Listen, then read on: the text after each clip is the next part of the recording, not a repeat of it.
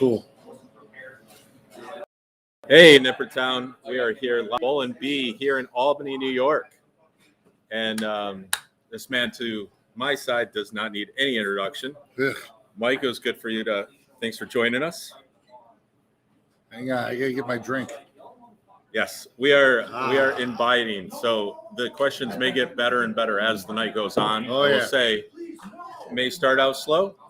Trust me, the stories are going to get deep and wide. Yeah, that tastes good like that, right? Anyway. So what are you drinking? Pillage Premium. No, Pillage Premium. What is that? It's a mead that Helderberg Mead Works and Brick by Brick did a collaboration, and you can buy this at the Bull and Bee. You can buy it at Helderberg Mead Works. It's I was never really a fan of mead, so when we developed the taste for this, I'm obviously a whiskey drinker, so Yep. I told them to dump the flavor and raise the alcohol, and here we got Pillage. So it's pretty potent. It's one of the more potent brews that he's got. It's a cool thing. It's a cool bottle, but like with Brick by Brick, you guys, this isn't your first branding of alcohol. No. We well, thanks to COVID, we were a little bored, so I was bugging Jack Daniels for a while. I wanted to be endorsed because I drink a lot of Jack Daniels. So they never said no. So they kept bouncing me from person to person to person. And next thing I know, I got a guy that actually answered me and entertained me. And, I started talking to him, and we started shooting the shit. And he actually researched who I was to Jack Daniels. And I'm a Tennessee Squire, which is basically the Jack Daniels fan club kind of thing. And I have a very extensive collection of Jack Daniels bottles, old, rare, whatever. But majority of my bottles get registered through the distillery, so they have a record of it, and you kind of get like it's part of the collecting Right. aspect of it. So the rep was just like, "Oh," he goes, "You're not a jerk off," basically. He's do you drink the collector's ones, or some you save, some you drink? I used to buy doubles of everything so I could drink one and keep one. All right. Yeah, it got way too expensive. And then I was chasing bottles that are, decades old and not drinking those. I'm not opening them because if they're sealed and they still have the alcohol in them, then they're worth some money. Right. I got bottles I bought for like $30-$40 that are worth like $2,000. And all JD. All Jack Daniels. So that was your first. That was Brick by Brick's first. Yes. So we did the collaboration with them. So he put the offer in. He's like, "Oh, why don't we do a single barrel Jack Daniels, and we can concoct our own recipe for that." And we did. And it sold out in like 3 weeks, and it was great. It was such a great. We flew down to Tennessee, went to the distillery. Andy, myself, and my girlfriend went, and we actually sat and did the tastings with the master distiller. It was phenomenal. Now so I've never been to Tennessee. I like Jack Daniels. Not as much. I like whiskey. Is it better right from the source? Is it better than what you end up getting, or you can't tell as much difference? No, they took us on the tour and they showed us how they made all the and it's really consistent how they do it. Yeah. The only tastes that really differ are when you get into the single barrel aspect, because that's just the one barrel that you're experiencing the taste of. So depending on where it's stored in the distillery, if it's up high, if it's low, if it's hotter, it's cool. So everything. So a few years ago, I went to Ireland, and I like dark beer. I like the darker the better. So when I went to Ireland, I had to have Guinness. And the Guinness in Ireland is so much better than the Guinness here. It was like creamy. It was crazy. So I think America has just they got so many more preservatives and shit like that and everything. So Europe's just got totally different regulations on the food and everything. It's fresher. So everything in my other favorite drink besides Guinness is Jameson. So Ireland was that was heaven. That was heaven.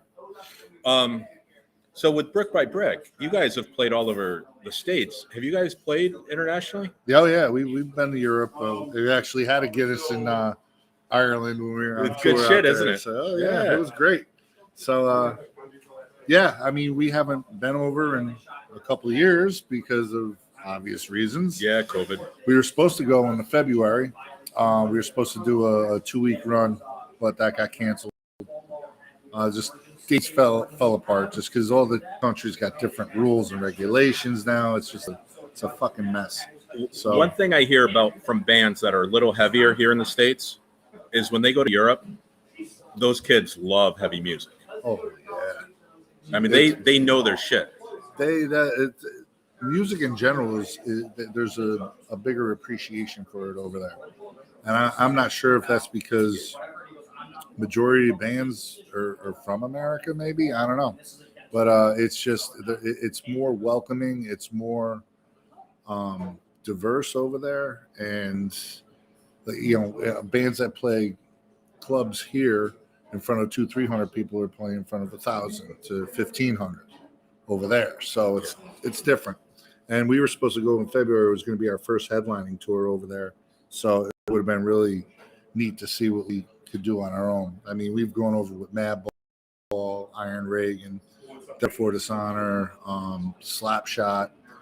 So we've been over there with some notable bands, and the clubs over there are phenomenal. It's great, You've got a big weekend coming up here. Yeah. We got a couple of those bands are on this bill. Yep, we got a Hooligan Holiday this weekend, Friday, Saturday, Sunday at Empire Underground, and my old band, the Bruise Brothers, is doing a one-time reunion, which will be fun.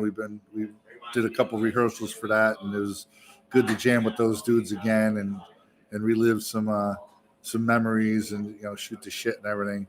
And then Friday we got Sheer Terror, Bruise Brothers, Remains of Rage, and Kill All Betrayers.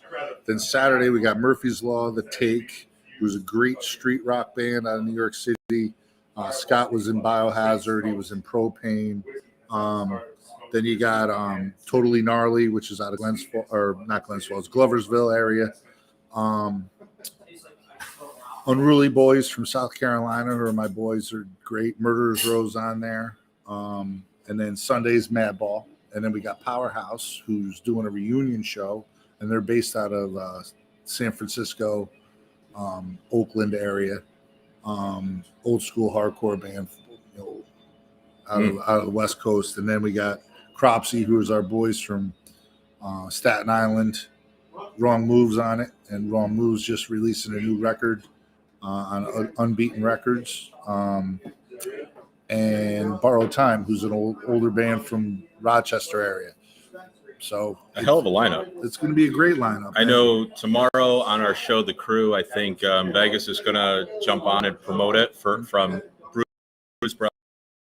And Fuzz on that Fuzz and Rock show's got Murderers Row coming up to promoting it. Yeah. Hooligan Holiday, Empire Underground. And then, so I'm going to throw Ray on here for a second. Ray came back over. Ramon. How you doing, sir? Doing good. So can you tell us what we're drinking? Because you didn't brew this. No. But you brew. You have all around us. It's not brewing, it's fermenting. So it's a little bit different. There's no heat in the process. So it's just set it and forget it. He takes some of it home. I like farts that. in it. Set it and forget it. Put a little bit of Ray and everything. So So a little something special. I don't mean that. I'm sorry.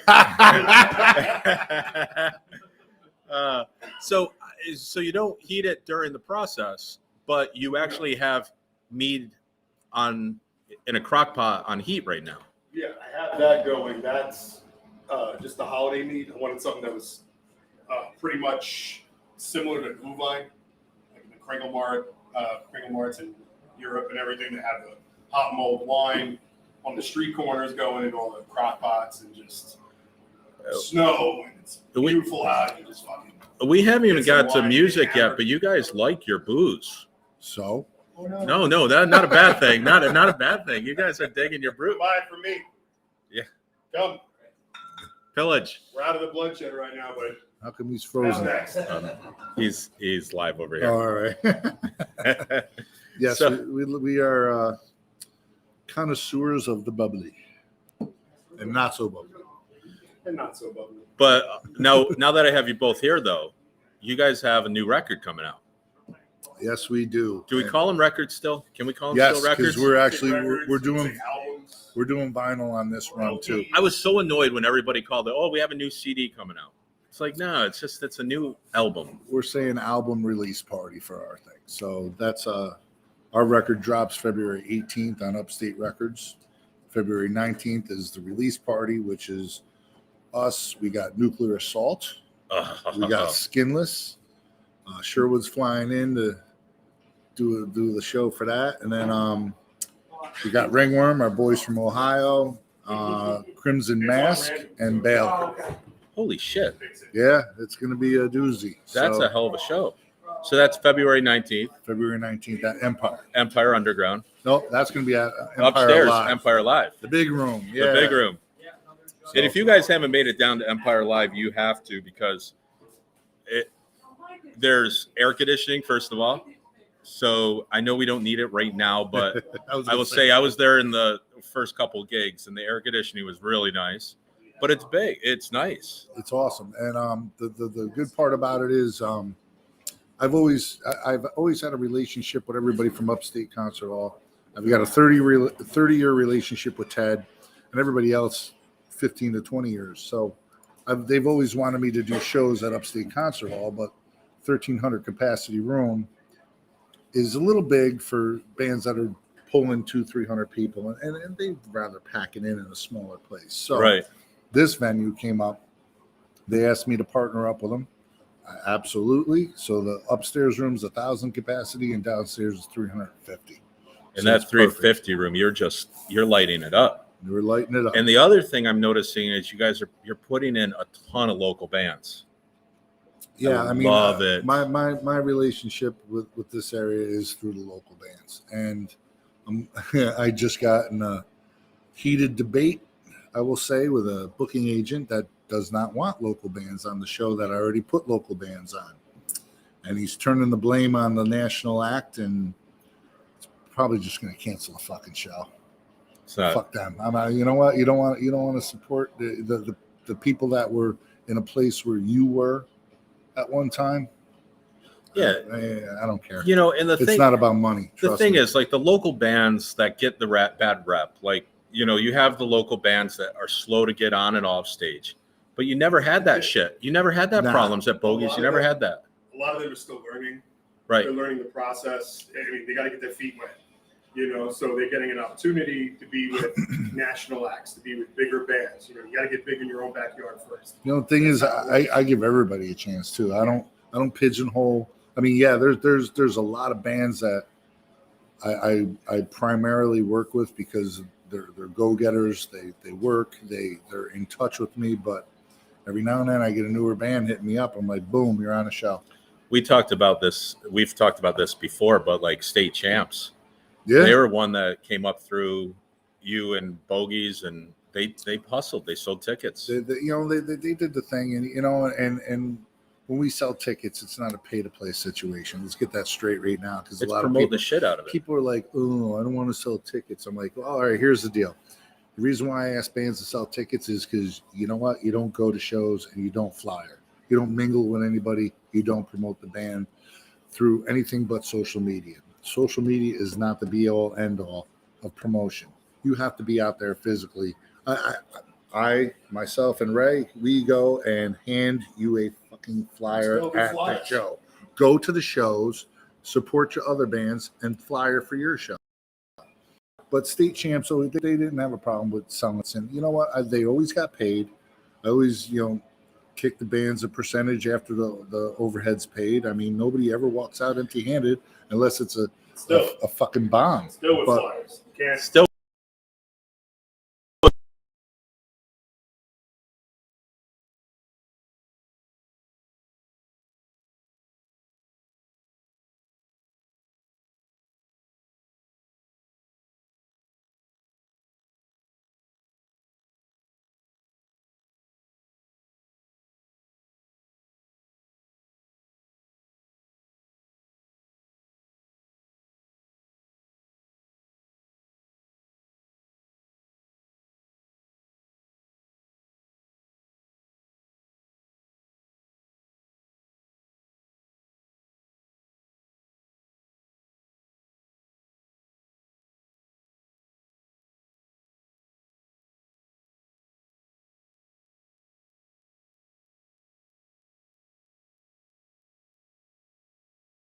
about now? Ah! We're good. All right. I think when I threw the flyer, I think I hit the mic. Yeah. That was me. Anyway. No sound. But thank you, Tracy. Thank you, Fuzz. We've got sound. But yeah, no, I think flyering is important. I miss it. It's an lost art. I get the same way. Like if you do an article about a band, you do a local album review or whatever, and they don't share it, they don't put it out there. It's like, Right. Are you ashamed of your own music? Get out there and promote your stuff. I mean, people got to realize if you're in a band and you're promoting on Facebook, Facebook's deciding who it's reaching. Right. Not you. Just because you got 5,000 friends on Facebook don't mean everybody's going to see that shit. So, you know what? I'd rather go to a show that has 1,000 people at it and hand 1,000 flyers at, because the return is better than the Facebook attendance. This is good. This show right here, man. This flyer. I don't know if y'all can see that. Just skinless. You got to go to shows. You got to network. Yeah, That's how you it's get out simple. there. Band 101. Simple. Make those friends. But anyways, make those so relationships. So I asked bands to help out with the shows and sell tickets. You know, and you know what? Nobody disagrees with it, because you know what? It's a guaranteed sale, and that number comes through the door, and it helps judge where that band is. I mean, if you're having trouble selling 50 tickets, you might not be ready for a national act or something. I mean, I don't know. Right. Who wants to play a show if you don't have more than 10 friends each? I mean, come on. But anyway, so State Champs helped out in the beginning selling tickets and doing, you know, they were great kids to work with. They were easy. They were on time. Punctuality is another thing. Be on time, guys. But they did their album release show at Bogey's, and agent wanted X amount of dollars for him. And I'm like, well, why don't you do a door deal? Because, you know, no door deals. This is the guarantee. And I'm like, okay, no problem. So whatever, basically in a nutshell, they agreed to the guarantee. It was no problem. But what the agent failed to realize was this is their hometown, and they sold out Bogies. We oversold Bogies by like 100 people. So there's like 450 people in the place and a line around the block. So every time somebody left, then somebody else would come in, and it just kept the train going. I think I have a photo from that night from outside. So Because I have a shot of Bogies, but the line goes all the way it down. was great. I think it was from that night. It was, and this is the reward of a band that did their work. They did their homework. And at the end of the night, you know, I pulled one of the dudes aside. I said, well, here's your guarantee. I said, how about the rest of this money? Right. And they were like, what do you mean? I'm like, I told them, I said, never sell yourself short in your hometown. And I gave them the rest of the money. And it exceeded way more than what their guarantee was. And you know what? I told them, I said, you guys always were there for me. I'm here for you. I go, trust me, I took a percentage. Of course. But Because how many of those percentages have you eaten over the years? all of them. That's why you guys are so good at the bubbly. Yeah. this helps get by the percentages, right? Right. But so you've got the big show this weekend. You've got the show February 19th. Yep. Tell me a little bit about the new album. Well, new album was written during COVID. I mean, what better time? I mean, I was unemployed for 5 months, just like all of America, pretty much. And yeah, me and James, we just started jamming. I said, we got to play. I mentally, you know, it was just for my own safety. So we wrote a good record. We redid a couple old songs off of the first Brick by Brick CD, which is no longer in print, and totally different lineup now. I'm the only original member, but now we've redone all the good songs off the old records and put our spin on them, and we rewrote some of them, and Ray rewrote some of the lyrics because some of the lyrics are god awful. And Is that true, Ray? They were awful. Oh, started. But you know what, it was good. It kind of pays homage to the roots that the band came from. I mean, the band's been around since 2004, but we didn't do anything until 2014 when Ray got in the band. I was going to say, so it was 10 years old when Ray got in. Yeah. And then the last 8 years, you guys have just been going strong. It's been flying. So one of the other things that I find interesting is you guys are really good at marketing. You've got the booze, you've got the flyers. Allow me. You know what you're doing in that regard. But the other thing you guys do is you do these crazy videos. I was at the video shoot with the nerds at the That was a fun one. That was at fun the VFW or American Post. one. Yeah. And where Smash the nerd Yeah. dance one. So I was at that one. And then I just saw one where you guys were puppets. Yeah. That's not. Who doesn't want a puppet video? I'm thinking that's coming from more than alcohol. He killed that bottle already.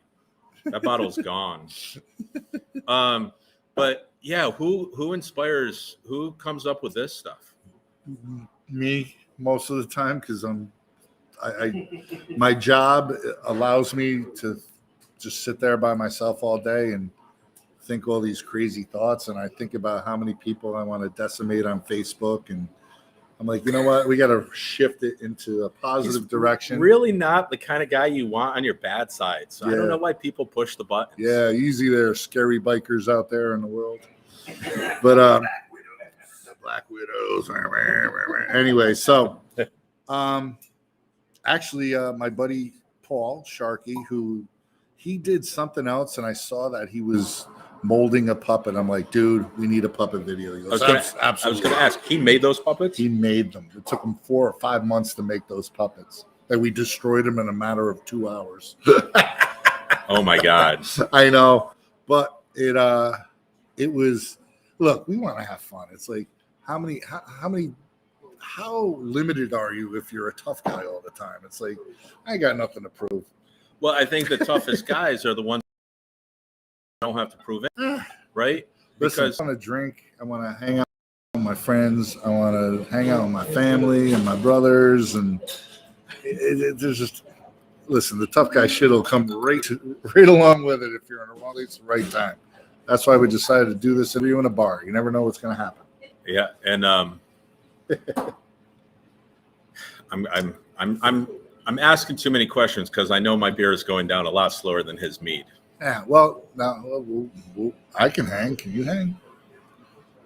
All night long. I know the stories are coming.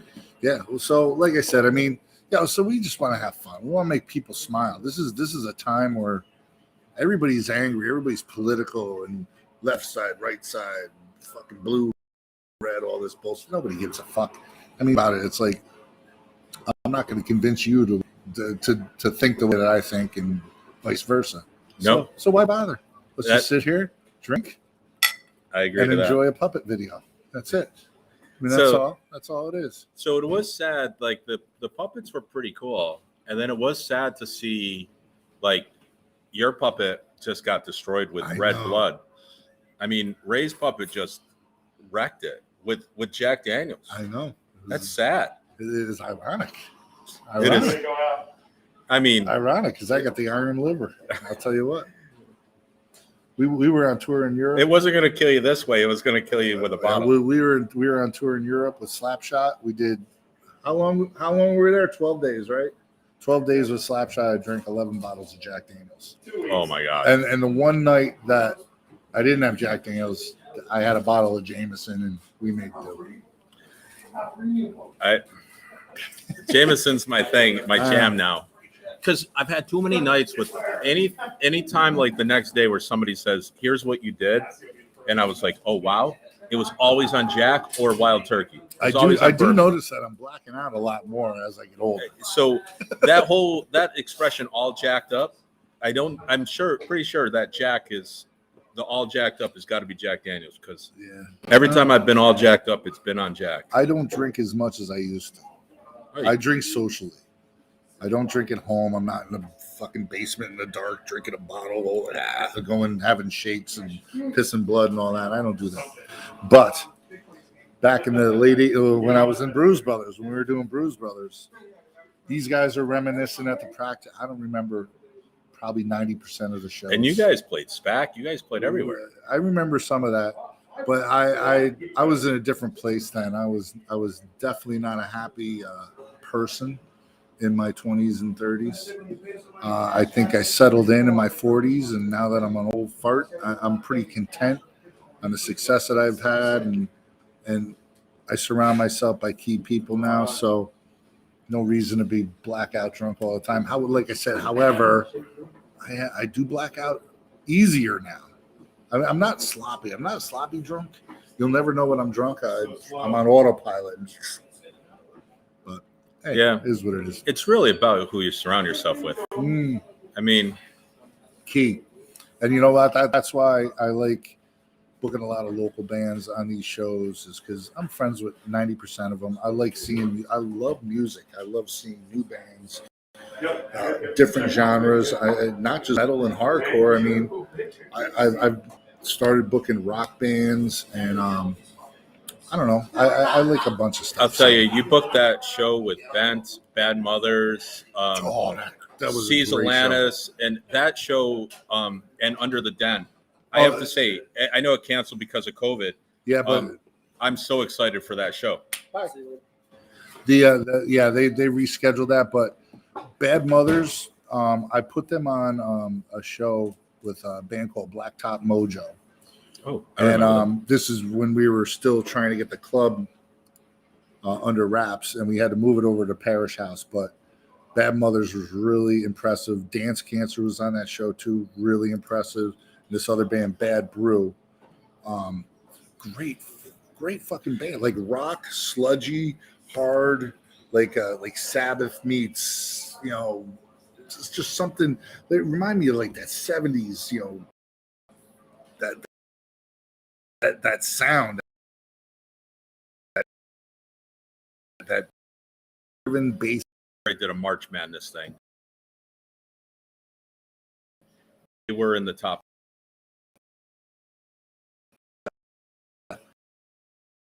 So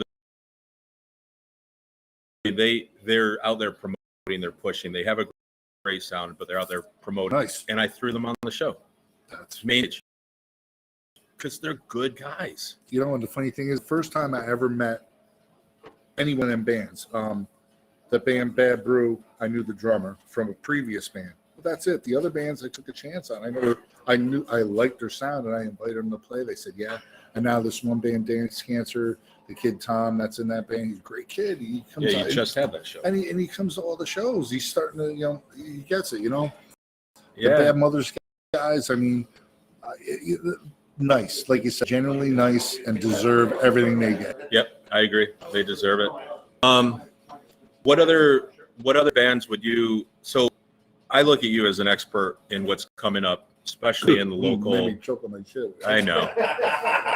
Expert. Holy. Well, because you're booking and you're seeing a whole lot of these bands. Yeah, well, not when I'm drinking, but yeah. Anyway, I don't drink at the shows. No, but who else should we keep an eye on? There's so.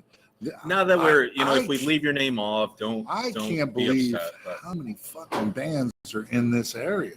Oh yeah, and I feel like I'm just scratching the surface. But every once in a while, somebody will be like, "Have you heard this band?" And I'm like, "No," and they're like, "Well, I thought you were into the music scene." I'm like, I can't keep track of every band. Like, there's too many. I mean, there's so many bands. I mean, like I said, this Hooligan Holiday coming up, every band that's on there has extreme talent, and there's a diverse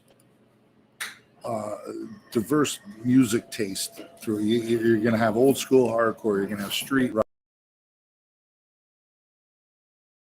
smash, and it all works together because it's all part of the same scene.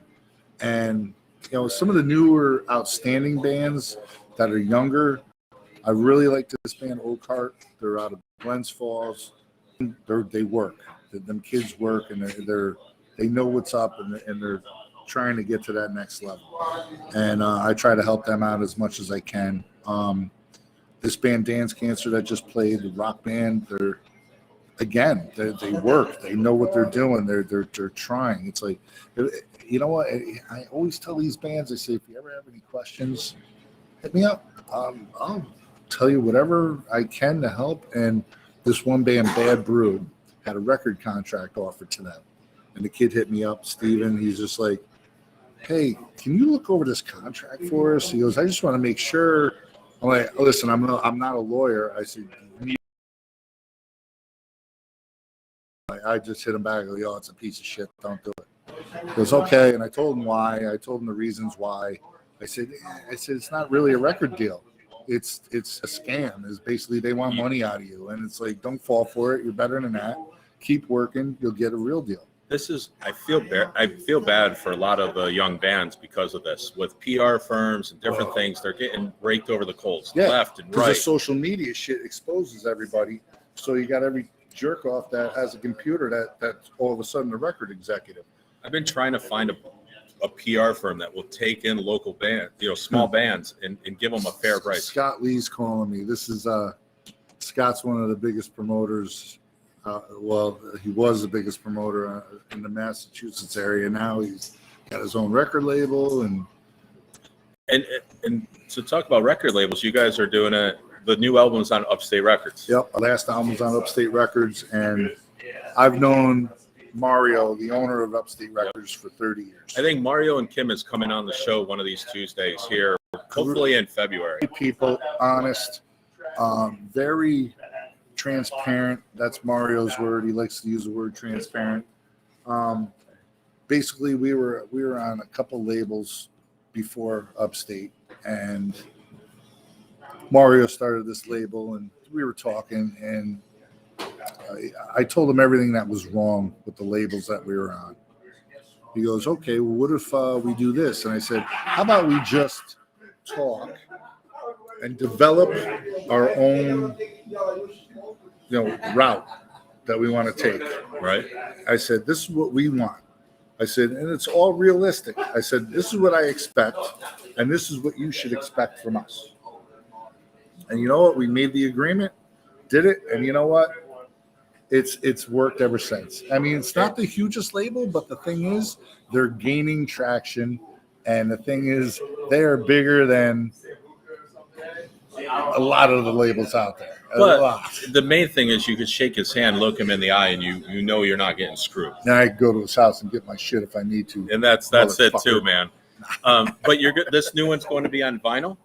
Yeah, we're doing a vinyl. We're actually doing a picture disc. He's doing a picture disc for us too.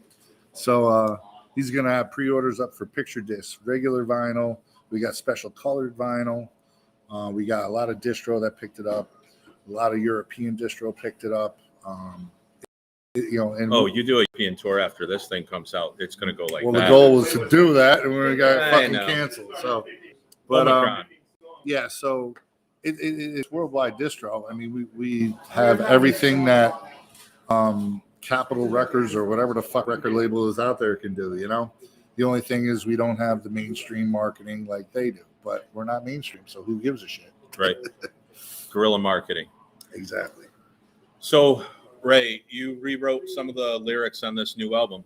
Yes. Do you have a song that stands out? What are you? What I rewrote? Or just this new album? What's your favorite? I like everything on it so far. It's everything has a little piece of just what's going on in the world, pretty much. And for the stuff that we re-recorded too, it's very, era fitting. Especially for what's going on. Loyal to the Grave is probably my favorite on that. It's just from the lyrical content, the cadence, the whole song altogether. It literally came to me in a dream, and I just wrote it out as soon as I woke up, and that was it. So I've always wanted to write down my dreams, and then I never have something right next to it. So you guys met before that, but you joined Brick by Brick in 2014. Yep. Yes. He joined. He's thinking about it. Yes. I remember because that was the Madball tour in Canada. Yep. So I remember a lot more in this band than I did in Blues Brothers. So that just proves I don't drink as much. There you go. So what type of stuff did you do before that? Did you always sing or were you in bands before that? What type of bands? I've had a ton of other bands. I was doing Football Chaos for years. So, but that's how I mic. Right. Shows and music coming up here and playing. And yeah, pretty much they were having an issue with their singer. And I told them, I was like, hey, if you ever need somebody to step in, No just, drama. fill in and whatever. Yeah. Come on in. We called him, 3 weeks before the tour? I said, here's 11 songs. He goes, okay, we're going to do a rehearsal. I said, we'll probably get 1 or 2. He's like, okay. I think I listened to them all on the way up here from down the city. Yeah. That's when I listened to them. And we just went on tour, and that was it. And at the end of the tour, I said, you just want to be in a band? I mean, he's like, yep. I said, good. I mean, it was great. I think one of those shows, I smacked some girl, and smacked her phone out of her hands. And she was just sitting there in the middle of the pit. I think we were like Cat Now or something. And she's just sitting there, and I just walked off the stage. Smack her phone right on. I hate that shit. No. I'm guilty of it too. It's a good time. Good times. So if anybody has questions, throw them out. We'll see if the guys want to answer some questions. No But math-related questions. no math. Or Bitcoin shit. I don't know nothing about that shit. So Tutorials. That's it. Bring it in. what else after the 2 shows? Well, we had to turn down a major tour simply because we do not own a tour bus. It wasn't for the fact of just doing the shows. We had the time and we were going to do it, but the drives were between 800 and 1,000 miles a day, and I'm like, ugh, we can't do it. So it sucks, but yeah, we're better off in a little bit smaller of a market, I guess. So right now we're speaking to our agent, and we're planning an East Coast run the end of spring, but we're trying to coordinate it with over to Puerto Rico. So we're probably going to do Albany all the way down to Florida, fly out of Florida, do 2 days in Puerto Rico, fly back to Florida, tour all the way back up. So, and we're going to probably be going out with Cutthroat LA. You're getting a little love from Cali right now, Chris Osborne. Oh, nice shit. Yeah. What's up, Ozzy? Yeah, so we're going to probably go out with Cutthroat they're out of LA. Yeah, you guys just did the split EP, with them. the The split, which I don't have my copies yet because they fucked up the covers on them. So we're waiting for the new covers to print. But yeah, we did the split on Pitchfork, so that's available too. There's a song called "Evil Remains," which has Chuck Billy from Testament as a guest vocalist on there.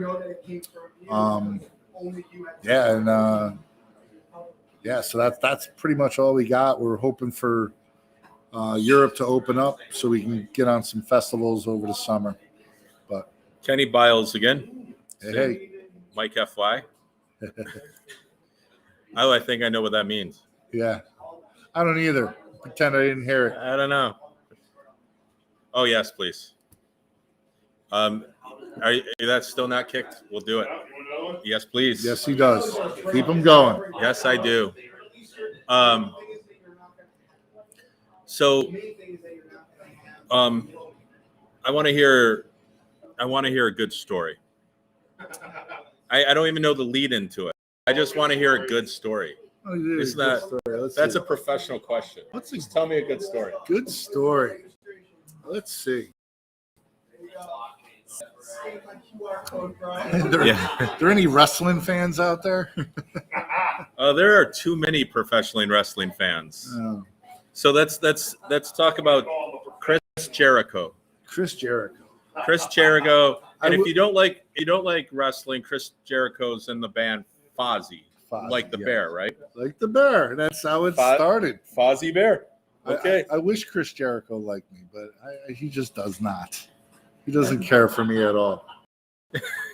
I don't want. I would wrestle him. He's actually small. He's smaller than Is he? I hope he's listening somehow, some way. But This could get to him. This could get to him. So Johnny Morris is saying that the Chris story is great. So it's a funny one. So hang on, let me prepare. I just got another one. All right, so Chris Jericho. So I used to be a representative for Crank Amps. I probably shouldn't mention anybody else's names. I don't know, but anyway, so Nobody's watching. It's fine. we, Just mention nobody's watching. Just this. just mention it. Nobody Nobody gives a cares shit about this podcast. Nobody pays attention. Nobody cares. Nobody's So we were asked to supply a backline for Fozzy at BB King's down in New York City. all right. It was Fozzy's record release show. And, so we went down, we set up the back line. We got our passes, and, you're walking around all day. We had somebody drive us, so, all access to all their alcohol and beer. And so I helped myself to a bunch. So Chris Jericho, and this is one of the meetings, because all the dudes from Anthrax were there, and they're in the back having a powwow with Joey Belladonna. So this is when Joey Belladonna was coming back into the band. So I interrupted their meeting to grab a couple beers. I'm like, hey guys, what's up? Whatever. So they probably don't like me either. But anyway, so Chris Jericho finally shows up. So I introduce myself. I say, hey Chris, how you doing? I'm like Valente, I represent Crank Amps. Thanks for blah, blah, blah, blah, blah. I said, let me ask you something. The band name Fozzy, I got to ask you because it's been bothering me. I said, did you name me after that fucking bear from the Muppets?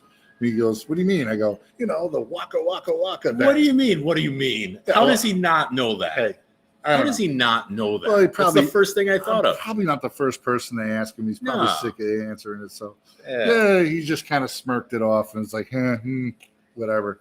So whatever. So we proceeded to drink and have fun and whatever. So that's the first part of the story. Part two. Give it a couple months later. We go down to Ace of Clubs in New York City. Chris Jericho's having a wing party for his new record. And industry people, et cetera, et cetera. TMZ was there. It was a cavalcade of stars. Anyway, so we're there hanging out, and one of my boys from New York City is there, and he's a little rough around the edges. And he's like, yo, and I'm paraphrasing, don't cancel me, but he's like, yo, nigga, we gotta go. You gotta get me to meet Chris Jericho, blah, blah, blah, all this stuff. So I'm like, oh, come on, dude. I said, we're just sitting there hanging out. So in the period of time that I'm talking to him, the bar gets raided. And this is before Chris shows up. So the bar gets raided. We're sitting there, and of course, the rep there at this time. But so the bar gets raided. Then the Crank reps show up. They see all the cops. They're like, what the fuck did you do? I go, I'm not doing nothing. I'm just sitting at the bar. I'm minding my own business. I didn't do a goddamn thing. I didn't even leave the bar. So whatever. So they checked IDs and left. There was no harm, no foul. Chris just shows up, and all the paparazzi's there, and TMZ. And I was fucking with the TM people. I'm like, get you into the back. They're like, oh, yeah. How much money you got? How much money? Fuck with. I didn't do it though. But anyway, so I introduced Chris Jericho. I said, hey, Chris, I'm Mike Valente from Crank. I said, I met you at BB King's, and I go, this is my friend Sean. He wants to meet you. He goes, yo, nigga, give me your autograph for my nephew. He loves wrestling and all this stuff, right? So I don't know if Chris really likes to be associated with wrestling anymore, and probably more or less the band. So he just wanted to talk to him about wrestling. You could tell he was kind of getting annoyed, and security kind of stepped in and separated us and said, all right, you guys got to go. I go, oh, come on, Chris. I said, Mike from Crank, and he goes, yeah, Mike. He goes, it's all good. It's just, a little much. And I said, all right, cool. So we got drinking. We're hanging out. I walk by him again. Every time I walk by him, I'm like, hey, waka, waka, waka. Waka, waka, waka. And the joke ran real thin, and they asked us to leave. So anyway, so we left. So then we go to part 3 of the story. This is when it starts getting good. So, Fozzy, I book him at Bogey's. So here comes Chris Jericho and Fozzy. And Food brought to you by Gus's. there you go. Gus's Plug for another local venue, local establishment. But yeah. So my friend lived across the street from Bogey's. And my friend, he got hit by a drunk driver, and he's in a wheelchair, and he's all fucked up. And actually, he just passed away last week. So much respect to John Carpenter. Love you, Cheers. buddy. So John wanted to see Fozzy. So I let him in, got the wheelchair, and he goes, "Can I meet Chris Jericho?" Yeah, absolutely. So I went backstage. Chris, I explained to him, I said, "My friend's in a wheelchair." Da, da, da. He goes, "All right, after the show, I will." Okay, so end of the show comes. I said, "Hey, Chris," I said, "my friend is in a wheelchair, got hit by a drunk driver." So he goes, "Okay, no problem." And keep in mind, Chris Jericho's a nice guy. He's so nice, but he just don't like me. So anyway, so we bring him out. I said, "This is my friend John, who's in a wheelchair, obviously, and here's Chris Jericho." So I'm gonna tell you exactly how it went down. So John, yeah, he's got brain damage, so he speaks a little, gimpy or whatever. And he goes, "Nice to meet you." So he's shaking Chris Jericho's hand, and he pulls Chris Jericho closer to the wheelchair. He goes, "You should quit singing. You're a terrible singer. You're a better wrestler." And he will not let go of his hand. And Chris Jericho's sitting there, and it got to a point where, like, okay, this is uncomfortable. Okay. Chris Jericho looks like he's about to panic. So he just like kind of looks at me, and I just look down and I go, "Waka, waka, waka." And he rips his hand away and storms off. And I'm like, "Oh, man." I go, "Now this guy's really mad at me." Fast forward. Now part 4, the last part. I'm doing security at Upstate Concert Hall and Fozzy's. Fozzy's there. When I walk in, Chris Jericho's doing his meet and greet. And I walk in, and we locked eyes. And we locked eyes. His attitude just went, yeah. He was not happy I was there. And I'm like, "Hey, what's up, Chris?" And he just wouldn't answer me. And he went in the back after his VIP thing. So I pulled the manager aside. I said, "Hey," I said, "is Chris back there?" He goes, "No, he went to dinner." I said, "Oh, listen, you got to deliver a message for me, please." He goes, "Sure." I said, "I know Chris." I said, "We know each other." I said, "Tell him Mike from Crank says waka, waka, waka." And he's like, "What the hell does that mean?" I go, "It's an inside joke. He'll think it's hilarious. Just tell him that for me, would you?" "Promise me." He goes, "Yes, I will." So I'm doing the door throughout the night, and da-da-da-da. Here's the manager. I go, yo. I said, "Yo, did you tell Chris what I said?" He goes, "He's not impressed." I go, "Well, what did he say?" He goes, "He's just not impressed. I don't want to talk about it." And he just walks off. So, of course, the whole night while Fozzy's playing, I relinquish my duties at the front door, and I just stand next to the stage the whole time, just eyeballing the whole time. Like, Should have got you a little Fozzy bear. He has to know what it is.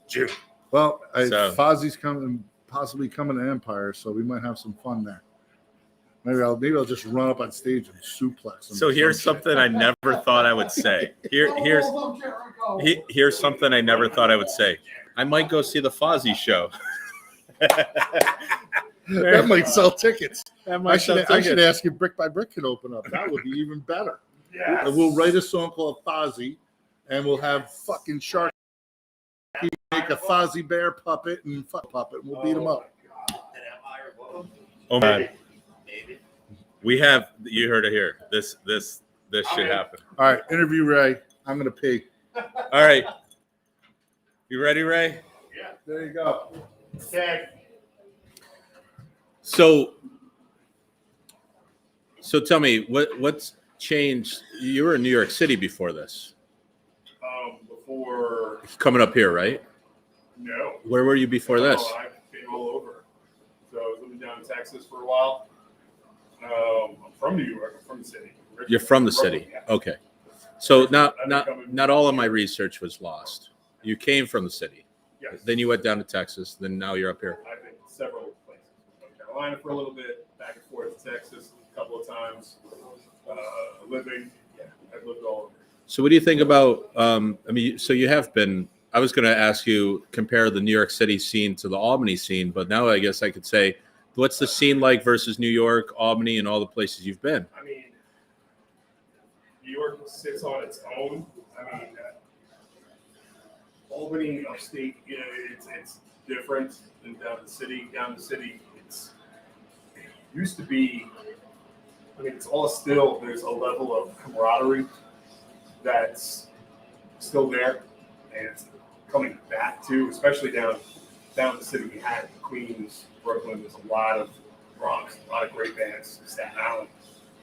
That's one of the things I don't think people understand is like that whole city scene stuck together. Kind of, it's a tight scene. Faded for a little bit, was a little stressed, I guess. I mean, but the one thing that COVID did, there was no music, there was no shows, there was no nothing. Everybody was freaking out. Everybody came together. Hey, you know what? We're gonna fucking play a show. We don't give a fuck, and this and that, and it's, it comes to a point where, you can't let the fear mongering control you. It's like, yes, you have to be safe. Yes, you have to, you can't be a puppet. You can't be a sheep. You can't be a puppet. You have to, live. Unless you're in our video, then you can. No, then you can be a puppet. I totally agree with that. So Chris Ozzy out in California, I don't know which one this is for. Ask about Jerry's Pizza. Jerry's Pizza. That's in Bakersfield. So that's Kelly. That's a pretty cool little venue. So they got one light. Well, they did for a while. They had one little pigtail light over the stage. So it's it's a cool place. He wants us to come. That's probably close to him where he is now. So that's down the East Coast, then fly to Bakersville. We'll do a one-off. We'll do a one-off in California. If he's paying. And Amy Clem's going to look and getting you a Fozzy costume show. Waka fucking waka. Oh, that was for Ray. Yeah, so you nailed it. I'll just dress up as Fozzy. The Jerry's Pizza thing was for Ray. It was for me. Yeah. So you've been involved in this scene for a long time. Yeah. And we've gone. I mean, you've seen the scene blossom. We're the best. I mean, Skinless, Section 8. I mean, Stigmata, all those guys. And you've seen it go up, go down. What were some of the highlights from those heydays? Those hardcore days where we were just on fire. Just local bands. Local bands. I know you have a really good connection to New York too. I cut my local teeth on China White Blacksmith when I was in grade school, I think. And Henry McFerrin, I had him, and he worked at a guitar, Adirondack Strings guitar store, and he exposed me to Motorhead and all sorts of cool shit. Just what first? How many lives in this scene has Henry touched? Tons. I mean, he was giving guitar lessons. Talk about a local Hall of Famer. You can't have a music Hall of Fame around here without him and Sean. And you can't. I mean, it's sad. It's sad that they're gone. But I mean, Henry, he taught me how to play some guitar. He taught me him and Scotty Mack from them two taught me how to. I mean, my father did too. My father wanted me to play the correct way and learn to read music. And like, who the fuck wants to do that shit? So we took and so they started teaching me how to play guitar. And then Chris Lynch, who's a drummer. He's a drummer for Murderers Row. He used to sing in Wolfpack. He took me, and these are the people that exposed me to like everything from Metallica to Corrosion of Conformity to Agnostic Front, everything. But is staying with the local theme. I cut my teeth on China White and Blacksmith in the early 80s. Then it moved on to Cranial Abuse. Then Cranial Abuse turned into Stigmata. And then there was Dying Breed. And then there was Wartime Manor. And then you get into the early 90s, and then you had the Section 8s, and then the Withstands. And it's just kind of, the 90s were pretty much the heyday. That's when Ted Etal came in around 1990, and my first band, Attica, played the first Ted show. It was Attica, China White, and Plaid. And Plaid was Dwayne Beer's band, and they were like a heavier version of the Ramones. They were like a Wrathchild meets Ramones kind of. They were good. They were like metal punk. It was everything was crossover in the 90s. It was great. Everybody would just put their 2 cents into all their influences, and it would just come out in some great fucking music. Stigmata were probably the pioneers in the 90s for the crossover metalcore. They're the ones that they paved the way. You know, I mean, Wolfpack in the 80s, they were here. And then toward the end of the 90s, the music just kind of, I feel like I'm forgetting bands, and I know I am, but 90s were, the end of the 90s into the early 2000s was not a good time for me. I drank a lot. I don't remember a lot. Charles Woodward is the Attica, and Kyrie Ellison show. Carrie Ellison show at I Coles saw Chuck play at the Shaker Battle of the Bands when Mike Campese was playing guitar for him. You know, I like Deveria a lot. They remind me a lot of in Chuck's and Deveria. Yeah, and they're playing this Thursday with Jeff Tate from Queensryche at Empire. And what I like about Deveria is, to me, it reminds me a lot of like old Dio stuff. Like it's got that old Dio. So I just old school metal, man. It's that old school, and it brings me back. I love it. Sunday we had Mark Garrett's benefit.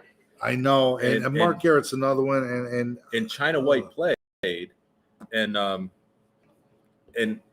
but the whole show, it was just, it brought back. I don't know those. I don't like the first. I don't do the whole cover stuff. So like the originals, Uncivil Liberty was great, and China White was it was only the singer there.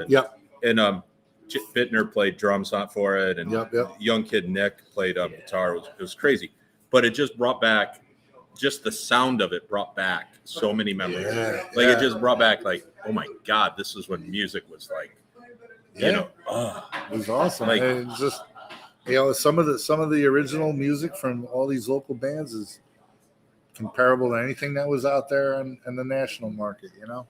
Yeah. But the 90s were the heyday of. Early 90s were definitely the heyday. And then things seemed to like kind of fizzle out for me personally. And then I started kind of smartening up in the early 2000s. And then I opened up the Hudson Duster in Troy. And then we started getting that feel back. The Troy core scene was back. Certain band, that's where I met Ray Full Blown Chaos played at the Duster. Agnostic Front played at the Duster. Murphy's Law played at the Duster. You know, and I would do $5 shows. It was like, because I owned the bar, so the money from the bar was covering my overhead. I didn't care. I didn't want to make everything as cheap as possible so everybody had fun. It was my way of just like reliving the like I said, I love music. If I do not belong out in public unless there's a band playing. I don't mix well with people, and it's just that's just. But I actually understand you. Like, I have to do with myself without a camera. It allows me to get away from the people, but still see the music. Like, people, they think, oh, you know, you like taking photos, and I do like taking photos. But what I really like is that my camera is an excuse to get the fuck away from people, so that I can just go to the stage, shoot my show, see the music. Well, that's the only crowd I feel comfortable in front of, or mingled in, is at a show. You put me in a grocery store, I want to I understand why people take high power rifles and clean people out. COVID screwed me up. Without being able to have shows, I was going to people's live streams. So it was like a band was doing a live stream, like, can I go? Just to hear the band live. And everybody else is, and I'm like sitting there and I'm like, I don't care. I'm like the one person. I just needed it. COVID really fucked everything up. It really did. And so we had the Duster, and that started getting the juices flowing again. Then after the Duster, we did Bogies for almost 10 years, and then we jumped into the Upstate Concert Hall thing. I mean, we did a little brief stint with Chrome and Trick Shots, but that wasn't home.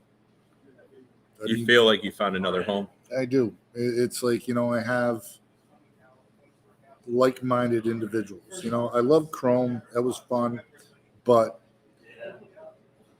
it was just a different ideology between me and the people running Chrome. It's like, I come from and I know you want to say something, I keep talking, but no, go. When that band ends, why do you have the stools up on the bar? Why are the lights on? People still want to fucking hang out and drink. Yeah. It's like, I understand you got to get up and go to work and all that stuff, but fucking keep them there drinking. I want to hang out with my friends. It's like, but now we're at a place where we can do that again. So I think one of the things, I love your shirt, by the way. Dan Brotherhood designed this shirt, and it's a picture of me with a bat, and it's I had a show at Bogey's, and Bogey's was in the college get end. There's a lot of urban kids there, and there's a basketball court, kiddie court on Bogey's.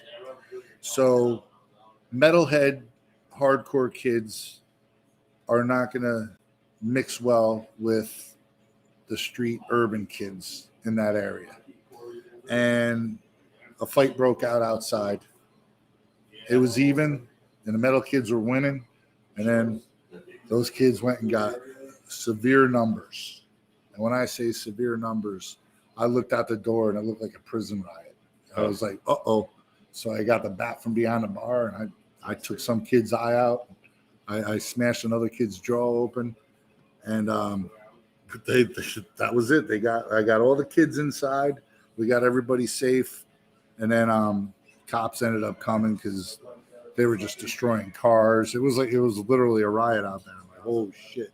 I go, this is brutal. But somebody ended up calling the cops. They came, and then they wanted to arrest me for hitting these kids with a bat. But somebody videotaped it, which I'm like, oh, great. But that helped me because they saw how many kids there were. Self-defense. They're like, yep, self-defense, you're done. I'm like, yes, thank you. So that's where they got the shirt with me with the bat. So you ran Bogies for a long time. Yeah, 8 years. A lot of good shows. A lot of good shows. I had everybody from Sepultura to State Champs to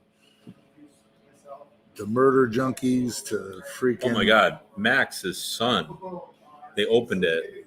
Insight. No, the Loki, yeah, I know what you're talking about. His boy, who ended up playing drums for him, I think, but guitar in the band opening for it, that Sculptura show. I mean, that was great, but the kid opening, his son opening, was like fire. Crazy. Like I was like, you see these young kids. I mean, they're not local. That was his kid, but you see these young kids who grew up in the scene, right? I was at that show, and that was insane. Yeah, insane. So much good music. I booked Sepultura, black metal. I booked Sepultura, and I booked Soulfly. I'm Team Soulfly, not Sepultura. Well, maybe it was Soulfly that it was opening. It was, but his kid was in the band, and then he had his opening. But yeah, no, it was fun. I have to say, I like the decor too, with all like the flyers on the wall. It felt like a club. It was a little dive bar with a great sound system.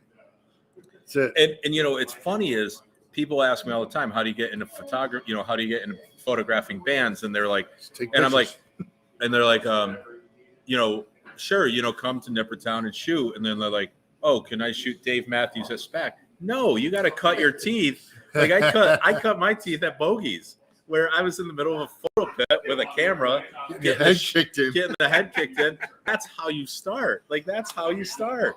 Is you got to stand your ground in a place like that, and then you get this. So I was going through my photos. I've got a gallery coming up, and my wife was going through it, and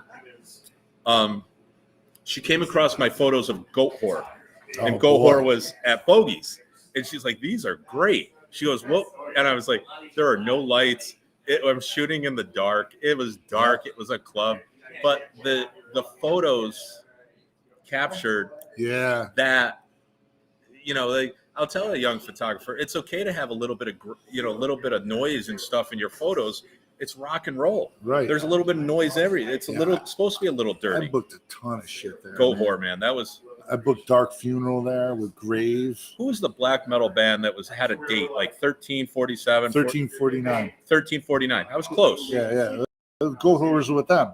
That was oh my God. That was turned me on to really that level of black metal. Yeah, that's the thing though. It's like this area for black metal, there's not really much of a market for it. So I mean, these bands are expensive. Nobody realizes how expensive these bands are. They are. And when there's only 50 people that show up, it's like it's a little unsettling. But these bands are mostly made to play major markets. So, people that say they don't like metal, and I'm going to go back to my wife.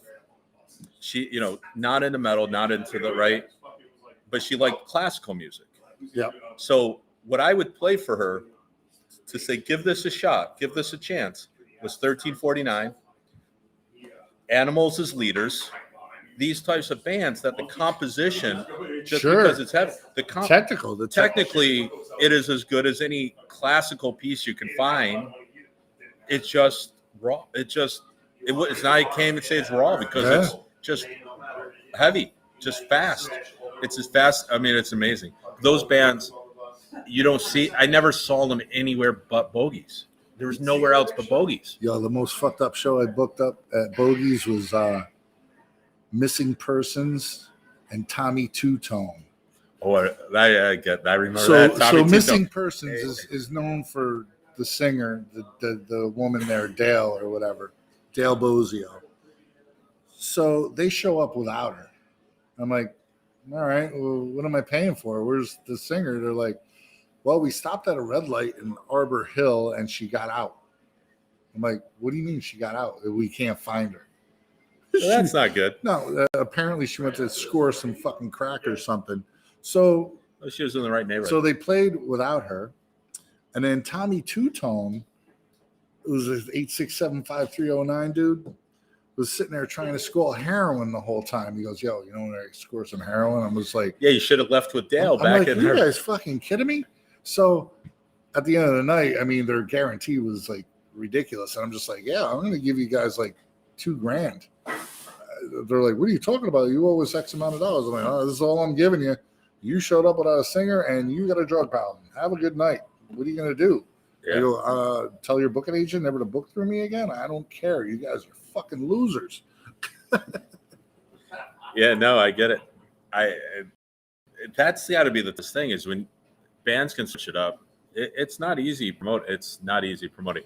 So Matt says, wife says no, but he goes to the shows and she ends up loving it. And I find that I think with a lot of people with music is if they go, they just get out of their own way and go to a new show. They're gonna find something endearing. I'll tell you what. If anybody on here is not a fan of metal, come to this Brick by Brick show because it's a party with loud music. That's what we get a lot of people that come. When we did that West Coast tour, I mean, I got a lot of friends out there that aren't even into metal. And next thing you know, we're playing in Reno, Nevada, and the place is packed by like all these people that like Dave Matthews and shit like that. But when I used to live up in the Adirondacks and stuff, we used to come down every time Skinless played, and it was an event. Like we would pack up the cars and we would be like, we're heading down. I mean, they don't play every fucking weekend, so this is your chance to come see them. You don't see them a lot. Sherwood lives out in Denver, so it's not like they're playing. This is a great lineup. And then Nuclear Assault. When was the last time you seen them? Or Baylor. I don't think I've seen Baylor in a while either. But I mean, sure, they're play. It's not on my radar. So how are you going to put 6 bands on this? What time are we starting? Doors are at 5. Shows at 6. Yep. Yeah, that's a great day. February 19th. But first, go to Hooligan Holiday. Go to that first. Yeah. Oh Jesus, there's a lot of comments. Mike's an asshole. Ringworm is always a good show. Ringworm's awesome. Ringworm, that is a good show. Eric, nice. Johnny Morris, that's the most he's written. I know I got Tommy high off weed and we weren't doing anything and we were that's afraid right, of the Johnny. bus. His band played that the fucking. Oh, he got Wackos. Tommy two-tone high on weed. Okay, and they weren't doing it. So he had a friend on the bus with missing persons and sang a couple with them, and he almost played guitar with Tommy because Exactly. his guitar player was missing I for a while. forgot Johnny was on that show too. It was just such a fucking. It was a shit show. And he'll tell you, it was just such a. So It made it look like I didn't know what I was doing, and I'm just like sitting there baffled by what the fuck is going on. It's like I booked like these bands, and I'm like, who is? It was just, I'm just like, I just want to go home. It was just so crazy. It was just so insane that night. See, and I thought I heard most of Johnny's stories, and here's a new one that I've got to hear from him now. Karen Rowe, you're doing a Bakersfield tour, I hear, and staying at our house. So you have at least a place to stay if you guys go to Bakersfield. We're flying out for the pizza place and crashing at your house. Jamie Charbonneau, lovely scene in Albany. I live in the Adirondacks, so he tries to get us. Yeah, I mean, living in the Adirondacks, there's really nowhere else to go. Come down to Albany. Yeah. I mean, I got into the scene in the 90s. I was going to school in Plattsburgh. And, at like 9, 10 o'clock at night, we would look at each other like, okay, this town's dead. Let's drive to Albany. We'd drive to Albany, get here at like midnight. 11 o'clock, midnight. And it'd still be going on until 2, 3, 4. You finish at Bogey's or go to Valentine's and then end up at the diner, the Quintessence. Yeah. Quintessence. Thanks. I couldn't think. I got the start of it. We'd go to Quintessence and finish the night and then get in the car and drive back to Plattsburgh. Yep. That was my 90s. My 90s was shows the Saturday winter to go to 5 morning. Oh my God. Nice to see QE2 back open. Yeah. Brad's opened up the fuse box. He's doing more of the club atmosphere there. We'll do a few shows here and there over there. So SAS, let's see that. There's I know it sucks for a guy like Mike, but I saw Gravity Kills in Northern Lights, only 6 people there. Awesome show. Yeah, that's the other thing is you have shows that people don't realize. Like, I've been to a lot of shows where you would think that it would be packed, and you see industry people. You know, you go and you know everybody around you who's there because they're all involved in the industry, and they know that what they're watching on stage is magic. But like the memo didn't get out to the rest of the people. Yeah. I mean, I remember when Guns N' Roses played the Palace in like '87, and I think there was like 200 people there. Opening for EZO. Yeah. I mean, I didn't go, but there was only people were telling me there was only a couple hundred people there. You know, this is the thing. Like you know, you're partnering with Teddy at Empire Underground, and you know, I think a lot of people know Ted from Northern Lights, but they have to realize he had a history before that. Yeah, he started at Valentine's and QE2, and he worked his way up. It's kind of like that goal, right? Like he just worked his way up. So yeah, I mean, what is we're going down to the Chance and seeing, I think, Mad Wisdom and Chains, handful of other bands. And do you have a show like that where you just, this thing should have been just tons. I mean, especially now, COVID shit. It's so hard to predict. Here we are. I mean, and the agents that are booking these bands are not giving the clubs. They're not. They're still asking. How do they not get rates? Yeah, because they're assholes. They're all greedy. Fucking greedy, got their fucking hands out. And I thought because and say, all right, you know what's up and blah blah blah. But the shows that we're booking at Empire right now are 40 to almost 50% down on an average. So I got Dying Fetus and Terror that I had in November, which Dying Fetus and Brick by Brick played in 2019, and we had 700 people there. And we just did them in November. Dying Fetus and Terror, there was 169 people paid. So there's a lot of money lost on that. Now, can you bring those shows from upstairs to downstairs to save at that time? We couldn't, because the downstairs wasn't finished being built. But at least now you can do that. But still, you that's can now. tough. It's still, but these bands are expected, because of their agents. We're going to get X amount of dollars, and there's 4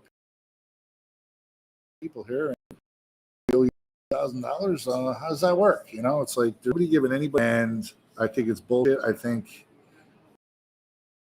we should, and realize that, we're in a time where there's no guarantees. So, as somebody that knows, you with agents, how many bands nationally still? Any of them still? I'm friends with a lot of bands, and a lot of the bands I deal with. I don't deal with agents. I just deal with the band. You get, major tours though. It's like you don't have a choice. It is what it is. But I get it. And I'm in a band too, and we have an agent, but our agent is cool, and we tell him listen. I said we're grown ass men. We got jobs and everything. We're not looking for $1 million. Just book it. Get us gas money. Get us some food. Whatever. Just move on. It is what it is. We went on the West Coast, and every show is a banger, but you know what? You still got to play shows on Mondays and Tuesdays. And you know what? You don't want a day off because you need that gas money to get to the next show. But when you play a Monday night in East Bumfuck, California, not Bakersfield, not Bakersfield. Bakersfield. Awesome. Apparently, we have a Bakersfield crowd going tonight. I don't know, but we have you gotta play that show to route you to the next show. And when there's only 30 people there, and then the promoter comes up to me and they're like, yeah, whatever you got, man. We get it. We see it. We know where you're at. It is. Listen, it is what it is. I figured promoters, I've never got really much into the promoting side, but I know they're making money on the top 30% after that 70%. And if you're not hitting in there, promoters have got to be getting hit hard. The worst. Bands are getting their guarantee. The agents are getting their percentage. Mm-hmm. And that's why they won't budge on some of this shit. They're all getting their percentage. And right now, after things open up, everybody wanted a tour. So it was kind of flooded. So you would think, okay, you can work on price a little bit. Like this hooligan holiday, every single band is a friend of mine on this thing. So everybody is realistic and they know the deal, but it is what it is. I got guys flying in just to play this show. So, we still got to pay them, so it's a double-edged sword. And like I said, I'm in a band too, so I know it on both ends. It's just, I think what you said though is right. I think for the most part, bands need to make a living. They need to get out there. You guys have killed it with merch. You guys have done a great job with merch. You've done a great job of marketing. You have, the bottles, the pillage, you have the mead, you have the JD, you have the whiskey. You get our own beer too. You have your own beer. It's sold out right now. You have to get creative. Yep. You can get creative and make it work so you can get out there and see more bodies and get your name out there. So something I've always wanted to talk to you about. Uh-oh. We've talked quite a bit over the years here and there.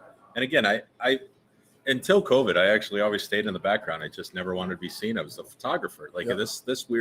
This stuff is weird to me, but that was comfortable there. But one of the things I've always wanted to talk to you about is Black and Blue. I don't know what you can say. But I'm always fascinated by whether I'm up here, down in the city, I see the black and blue. Poughkeepsie, when I'm down in the Chance, I see black and blue necklaces, black and blue coats. There is a brotherhood. I don't know. Is it fair to say brotherhood?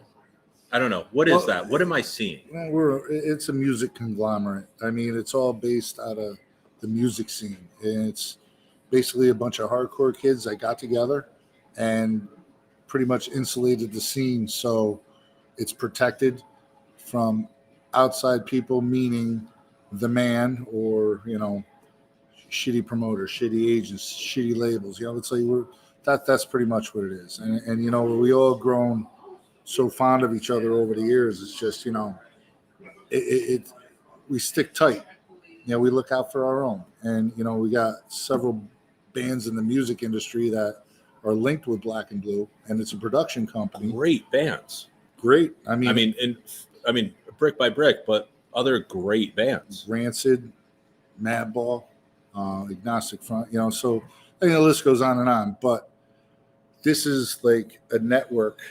So, when Brick by Brick's on tour, we got, Black and Blue Productions, you got some in Florida, you got, so if we're heading there, we make sure that our company gets a show. And then in turn, they'll take care of us. Madball comes up here, I get the show, take care of Madball, so that's essentially what it is. I mean, just because we're all ugly and tattooed doesn't mean that we're, a gang or whatever. It's just, but we look out for each other, and it's that tight knit family attitude, and we try to portray ourselves as open armed and welcoming, and trying to take the scene, especially in upstate New York and in New York City, where New York City has pretty much started. I mean, for our thing, and just making sure that these kids know that they're safe, they're welcome, is what it is. And that's where, like, New York City is where it started. That's why we see upstate B&B, right? Upstate Black and Blue, and upstate Black and Blue shade with you. Yeah, and I'm a separate, and that's an incorporated business. So I'm not going to name myself Black and Blue because they're an incorporated business at New York City because they do shows down there. Right. So I gotta identify myself, but I didn't want to stray too far from that, and just linking the names so people, it's branding. That's all it is branding. So yeah, no, I actually kind of know, like, if I go down to New York or Poughkeepsie or something and I see a Black and Blue show, I kind of feel like this is going to be good, like, or I'm going to be safe. Or like as a photographer, if you saw a show down in the city that's put on by Black and Blue, you could always call me and go, hey, yep. Any chance I could take pictures in there? Yep, I'll get it in there. Boom. Yeah, no, so, I've always felt like it was a good network. I just never asked you about it because I don't know why. But I've always been fascinated because I see it, and I do see it in New York. I do see it up here, and it's good because it sounds like it's artists protecting artists. Yeah, like friends protecting friends. Just looking out for everybody, and we'll provide extra security on the road if a band needs it, or whatever. Help them with rides, help them with places to crash. We like I said, we reach out to our network and just help everybody. So I am 2 beers in. I need another one because I'm guess I'm about a 45-minute thing going on. Can I get another one, sir? And we need more mead. So we have questions from the audience. Keep coming then. Tracy Leach asks, what do you think about bands? What do you think about bands making money on the VIP experience stuff? She said crap. I mean, if they'll pay it. Oh, it's kicked. I kicked it. You know what? Right on. Now, I'll let you weigh in on that first, Brad. You sound like you had something to say. You know what? If people want to pay it and they want to pay for an intimate experience, a lot of times, artists, musicians, no matter where it is, you know what? We got to deal with people every day, especially when you're on tour and stuff. You get 1,000 people, you get 1,000 of the same fucking questions. And, and a lot of times, it's social anxiety. You're physically drained from people. Yeah. And that's a lot to deal with, So if you do a VIP thing, it separates the people that really want to have that time.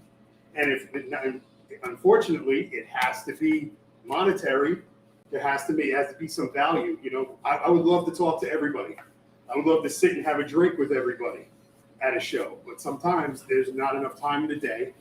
Somebody's always going to think you're an asshole because you didn't give them the fucking FaceTime that you gave to this one or that one. With doing a VIP experience or something like that or whatever, hey, you get in an hour earlier, you get to have time, you get to talk, you get to really get in depth. You know what? A lot of bands don't have that time. And I'm going to say something. It gives you a chance to know the band and whatever way in what the band is about. Because what Ray's talking about is VIP's experiences where the bands will actually talk to you and get to know you. And you're talking whatever X number of dollars. There is the other side. So I photographed.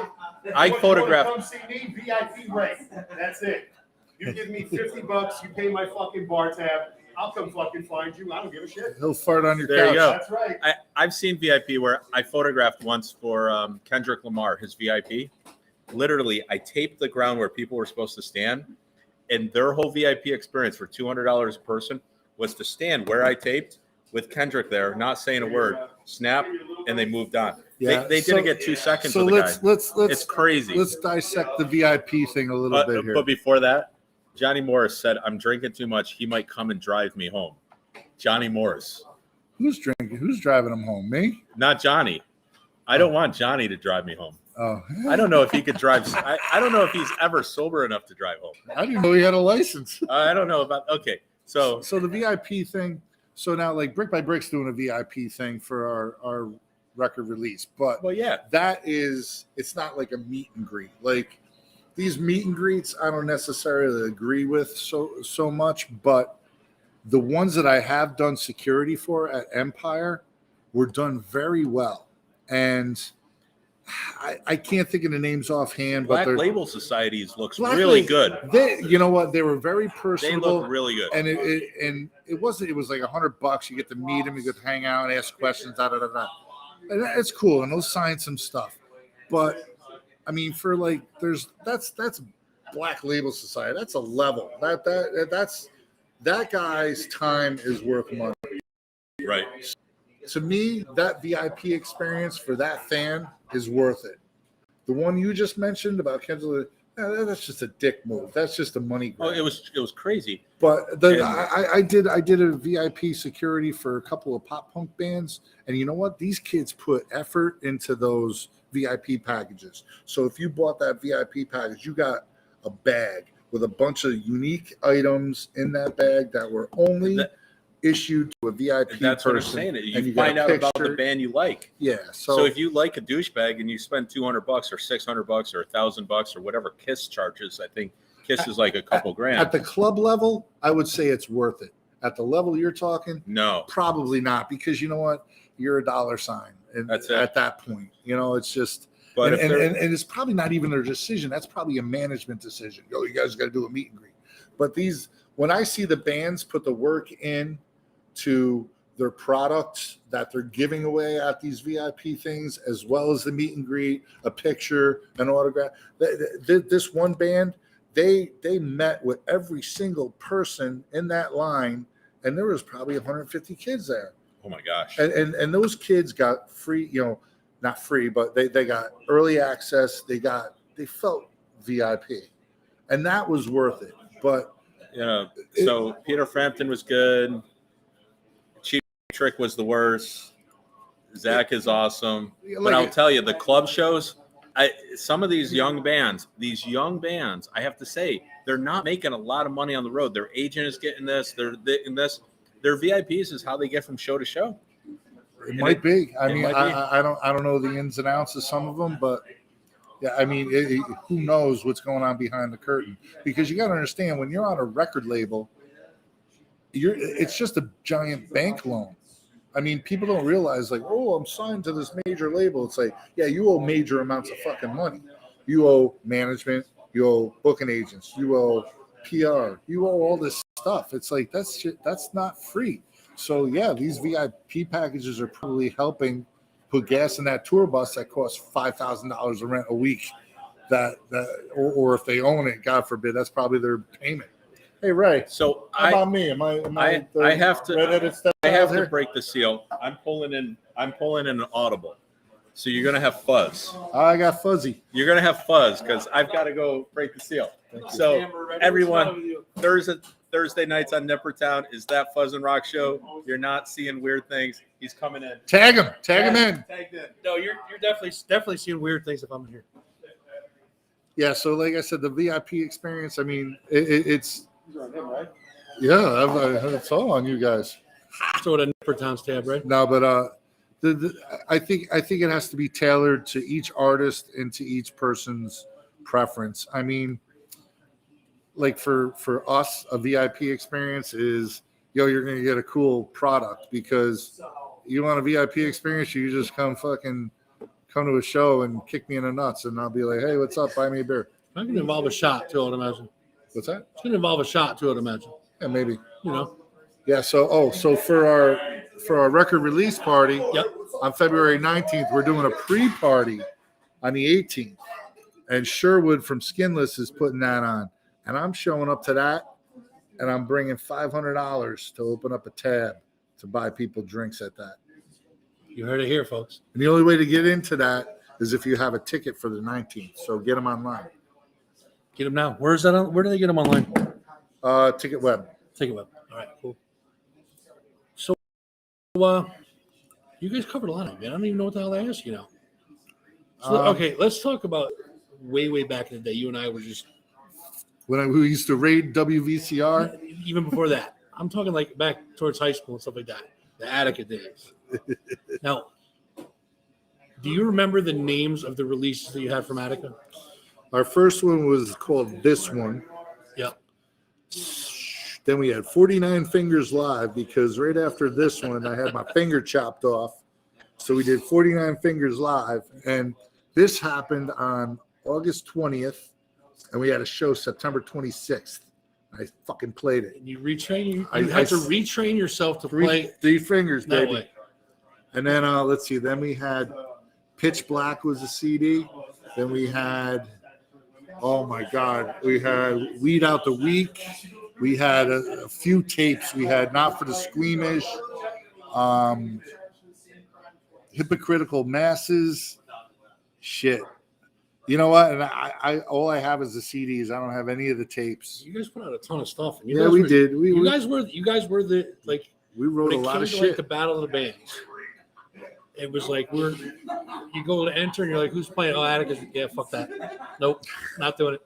Funny story is, in 1990 we played the Bank in New York City, and the woman that booked us, they loved us down in New York City because we would bring 2 busloads of people and we'd fucking everybody drink their faces off. And she's like, hey, I just want to let you know that there's this band we added to the show. They're gonna play right before you guys. Check them out. They're pretty cool. I'm like, okay, cool. I don't remember who it was, but years later I found the flyer and it was Stone Temple Pilots. Oh Jesus! I'm like, oh, all right. Are you tapping back in? Yeah, man, this is good. And then Kill Kill I'm Switch good. Engage opened up for the Bruise Brothers. Oh, that's a good one too. Go ahead, man. You're in. You're fine, man. I like it. I like it. I wasn't ready for that. I know you weren't ready for it. That's why we filled the time anyway. we filled the time. So that's the key. You said, we talked about earlier. Surround yourself with good people. Yep. Fuzz is good people. I know. He's my good. He wouldn't be here if he wasn't. 30 years I've known that jerk. Yes, dude. No, so it's about building. You can build something really fast. You're out. Yeah, I'm out. I'll see you Look later. at this asshole. Later, Be bro. good. See you, I'll bro. see you, bro. You can build something really fast and really Yeah. shitty, or you could build something really solid. Yeah, like I said, And I it's feel just- like you guys have built something really solid. I'd like to think so. You know, if anything, we got a good foundation, and I'm getting older now, and it's just I just love it because I love seeing these new bands make their mistakes and learn from them. You know, it's funny. And, You learn a lot from those mistakes, you though, do. right? It's like coming from the day where we were. I remember touring in a pickup truck with a pocket full of quarters and a map and a highlighter and a marker. Now you just got your phone, GPS. Before you're like, I don't know what a fucking club is. It's between this street and that street. We got to find it. So I have to answer one question here for me. Okay. Yes, wash my fucking hands. But in Nippertown, we call them our paws. So I washed my paws because it's all about dogs. And I will say, everyone who's watching this now live or whatever, wash your hands, not just because of COVID. Wash your ass, too. Just wash your hands, man. Like, you go to the men's room in like SPAC one time, nobody washed their hands. Everybody there. It's disgusting. Wash your hands. Yeah. Yes, he did. Yes, I know I did. And I used soap. Thank God. God. But yes, Johnny, of course, man. Sorry, that's a pet peeve of mine. You go to bathrooms all the time, right? Yeah. Even at bogeys. Now, that was a sink. I would at least get my hands wet, wash them as best I could, scrub them. Bogies was a work in progress. Yeah, love that place. I like the energy. You put together a place that had charisma. It had a good vibe, man. It had a good energy.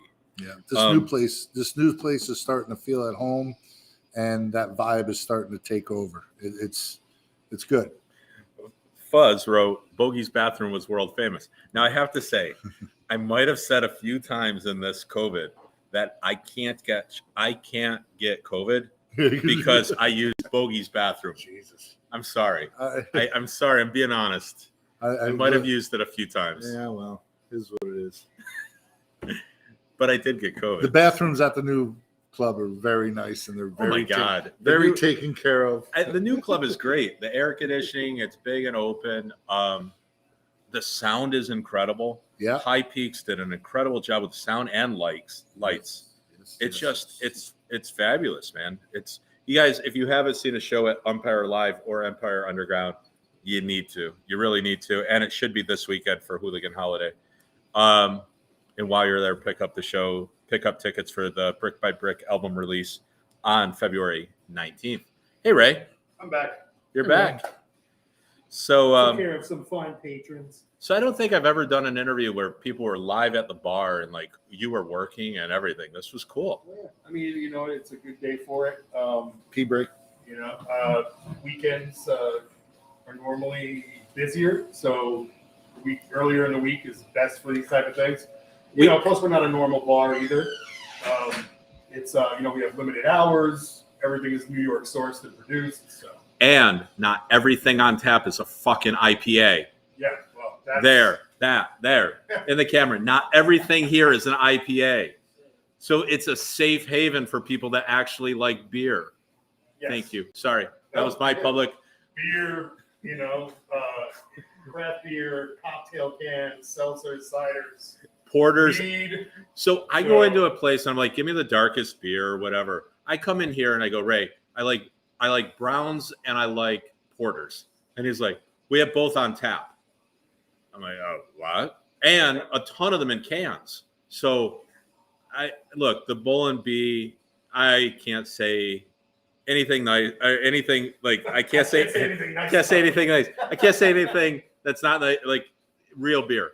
But this is the thing, is everybody likes craft beers and everything. But then I go into a place and they have 20 lines and 15 of them are IPAs. Yeah. Well, that's, IPAs are easy to make. And it's not that they're popular because, there's a lot of people that they swear IPAs are the only thing they'll drink and it's the best beer. It's not, you know what? They're wrong. They're just, there's so much, there are a couple of great IPAs out there. There are fantastic ones. But, it's an easy beer to make and everybody in their motherfucking wants to make one. Yeah. So it is just easily sourced products. So So stick with other things. I'm drinking a porter, right? What porter am I drinking? That is a Baltic Porter from what is that? Farm and Quarry in Rensselaer. So this is a Rensselaer beer. Yep. Rensselaer, New York beer. Rentler beer. And this did not come from the Hullabaloo days. This was probably more Make sure recent your than teeth are Hullabaloo. intact when you finish it. I hope so. It will be. No, that place is awesome. They've got a lot of great product. So very limited hours also. And you were saying all the beers here are from New York, right? Everything is New York sourced. Everything is New York sourced.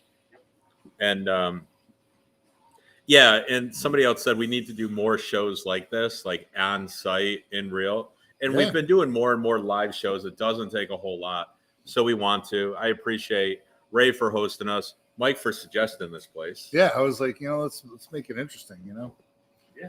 Come in, get a couple of drinks, talk a little shit. Hey, why not? So, Mike, a question from the Peanut Gallery. Uh-oh.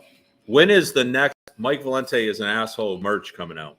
Actually, it's funny you say that because our merch company, Merch Now, stumbled across some Mike Valente is an asshole shirts.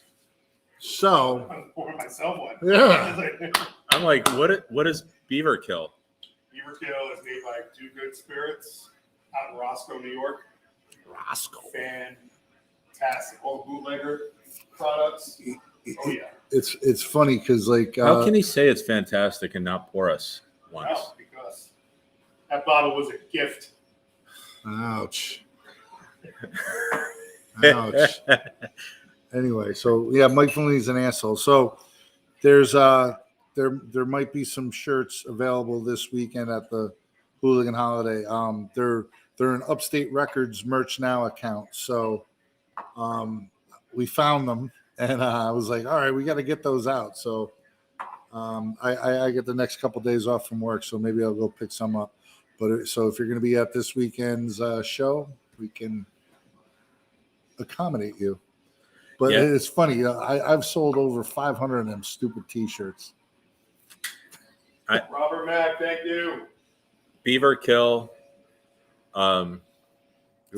So I'm assuming this is a sipping whiskey. I wouldn't pound it. I mean, Oh, all right. Good, everything's a taste. good thing you told me. I wouldn't just, yeah. That's why I assumed. I could see how it smells really It's a good. blend. Yes. This is a severely aged rye. I'm Blended sorry. with bourbon. Here. So, First thing I do with whiskey is smell it. It's just like, well, that's what, Yeah. However, when we did the Jack Daniel's tasting, the distiller said not to rely on your nose. It's deceiving when it comes to whiskey. Yep. Do I have to do a whole nose and mouth? The aromatics are different. oh my god, That's pretty good. Mhm. That is pretty freaking good. that is really good. Beaver Kill, and where are they out of? Beaver Kill. Roscoe, New York. Where the hell is Roscoe, New York? Right next to Enos.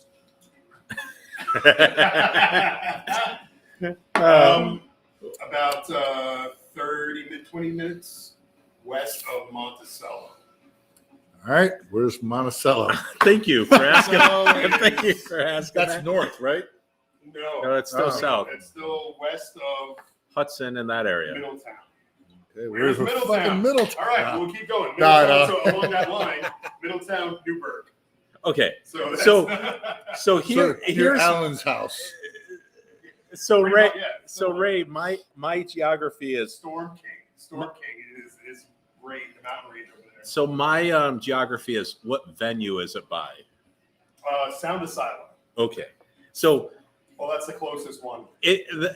sadly, like everyone has like a different geography. Like for me, you could be like, oh, I was in Seattle. Where? Oh, I was about 3 blocks from the Chameleon. Oh, okay, I get you. I Well, kind of that's know it. where you are. Like venues around the country, I kind of know where you are. Other than that, I'm kind of lost. Roscoe it's in the sticks. It's closer to Pennsylvania. 10 minutes to Wapner. Oh, that's a reference for you. 10 minutes to Wapner. We have a story coming up. Maybe. People's Court. Yep. I heard that a rumor that you were in Rayman. People's Court. Yeah, I was on People's Court Oh, years ago. Was it with Judge Wapner? Yeah, it was Mills Lane. Okay. So why were you on People's Court? I was having a dispute with a roommate, and she was like, "I'm going to take you to court." Blah blah blah blah blah. Too much Rental dispute Vaseline.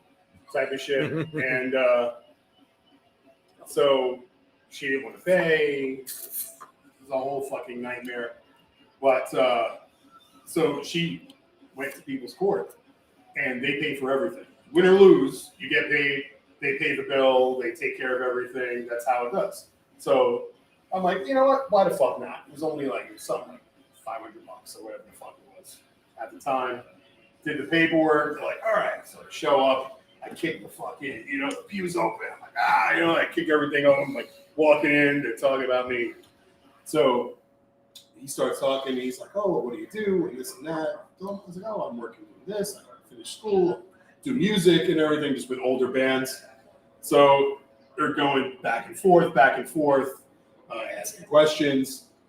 So then he goes, well, this is what we're going to do. You're going to pay that, and you're going to quit your heavy music and get a heavy job. And he starts fucking, and I'm like, oh, okay, cool. I lose, but, it was a mess or whatever. I ended up knocking down a movie set, or like another TV show set, trying to get out of there. And it was stupid. But still got paid for it, and they paid the bill and everything. But I found him years later and sent him albums that I've recorded. Really? Oh yeah. Yeah. Nose Lane. Yeah. Oh yeah. Yep. And it was just like, quit your heavy music and get a heavy job. Here's Like, here's the heavy jobs and heavy music. Yeah, here's the fuck Nose Lane. It's gotta be on YouTube somewhere. It's on there. I think I have a VHS tape.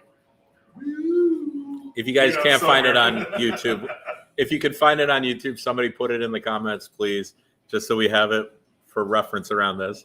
I had this fucking shitty rat tail beard. It was fucking terrible.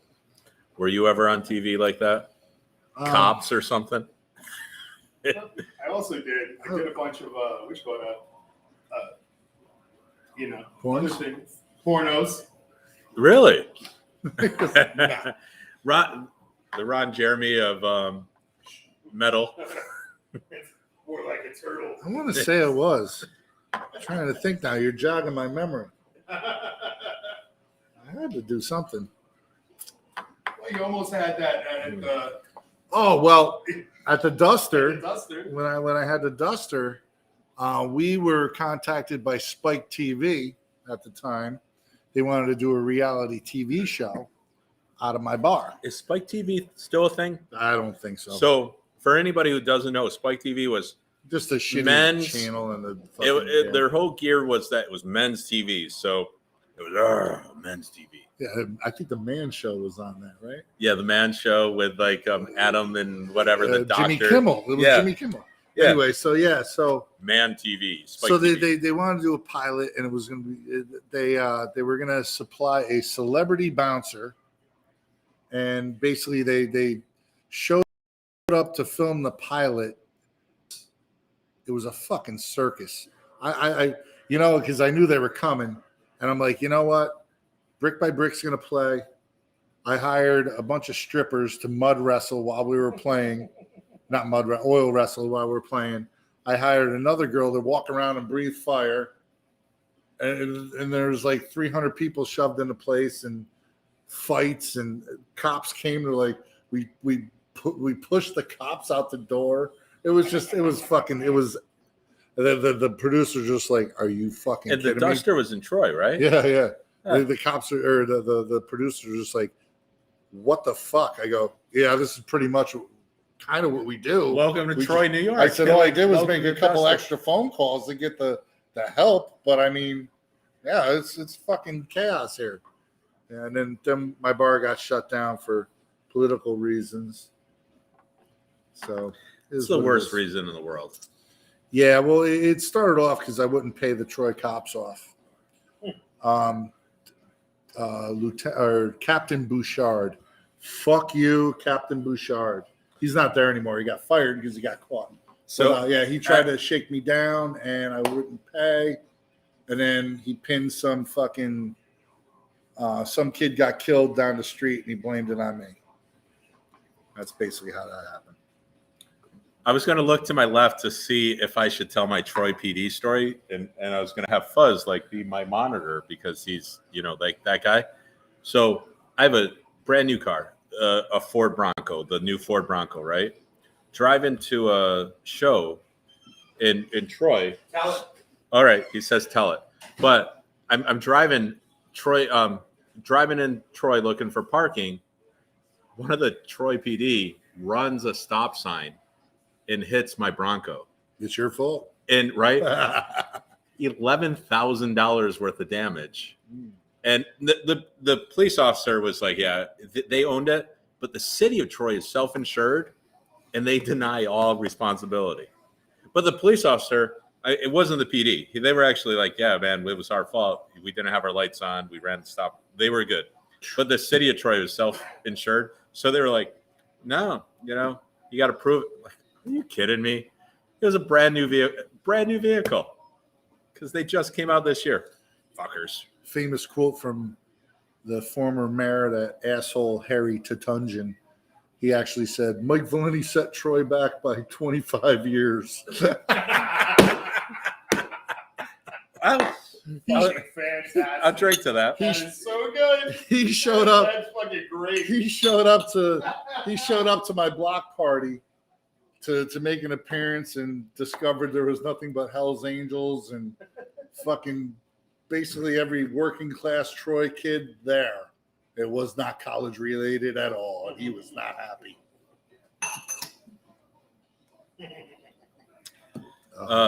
No, Troy is actually kind of making a comeback. They have a nice little scene. Good for them. They can go fuck themselves.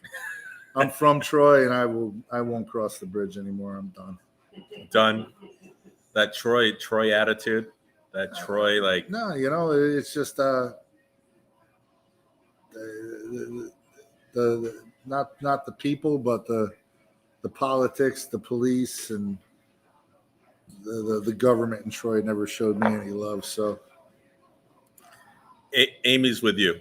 She's a Troy girl. She's done with it. yeah, the taxes are ridiculous. It's just I owned a house over there. It's just got while the getting was good, you know. So it sounds like, I mean, you've been in this scene for a fucking long time. Yeah, Long time. probably creeping up. Yeah, a long time. I'm not going to tell you because then you'll guess how old I am. Well, I know you're in your 40s. You said that. Oh yeah, We've gotta be I'm a- in my 40s. We've got to be about the same age. Yeah. How old are you? I'm 48. Oh man, you're an old man. I am an old. No, I got you beat. I'm 52. Yeah, that's in your 40s. I act like I'm in my 20s. There's some days I try to do that. Other days I don't. Yeah, maybe 20s. Maybe in my teens I act. I feel like that when I go out. That's why I like the life gets you going. And then every once in a while you have to shovel a walkway or something. And then you're like, why am I sore? Yeah, Like, I why? know. Yeah. So Amy is she's from Troy too, and they can go F themselves. Their politics suck. So Yep. Troy politics. But the music scene,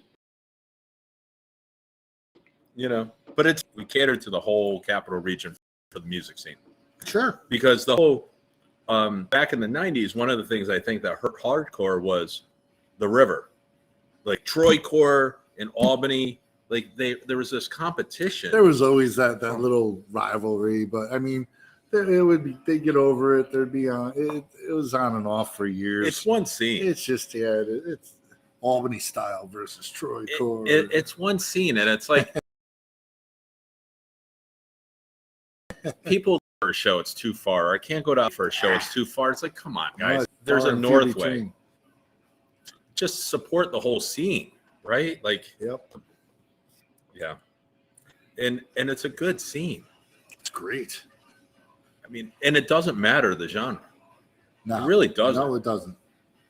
I mean, There's so much talent. It's unbelievable in this scene. I said it before. I can run an article on the and on Diphtheria, and 2 hours later, and we still get view. Like Yeah. Like people are like, oh, what niche are you? My niche is Albany. My niche is Capital Region. Yep. That's my niche. Like, I don't care if I'm running something on the Philadelphia at SPAC or Deveria at Underground. You know, It's our scene. You know, one thing I've been noticing when it's with a support from a national or just an all local package. You got to make it easy on the ears. So I do mixed bill shows, but I've been catering more to the demographic instead of the genre. Yeah. So you got people that are into, like, let's say Deveria. Those same people will probably like Brick by Brick. So Deveria and Brick by Brick will fit great on a bill because we all got common friends, and their fans might not necessarily come out and see our band, and vice versa. And September, But it's a great cross bill because like I said, Deveria, I think everyone should go see them because, again, it does remind me of Dio. It reminds me of that old Rainbow. Hell yeah. When early Black Sabbath, it has 70s metal feel. I agree. And Chuck does a job. Back in September, I had Unearth. It was going to be Unearth, Brick by Brick. I had Deveria on the bill, and I forget who else, but it was a mixed bill. And it would then have been packed. And then, like, Brick by Brick, you guys are heavy. You're not, I mean, but it's still metal. It's a great crossover. Like, so I can listen to you guys and hear, I mean, it sounds like Brick by Brick blend from everywhere I've come from, you know? Yep. And that doesn't mean I don't turn around and go listen to Girl Blue or Glass Pony or other local bands. It just means, like, in that moment, that's what I can listen to. And you don't have to be one genre. No, I agree. You could be everything.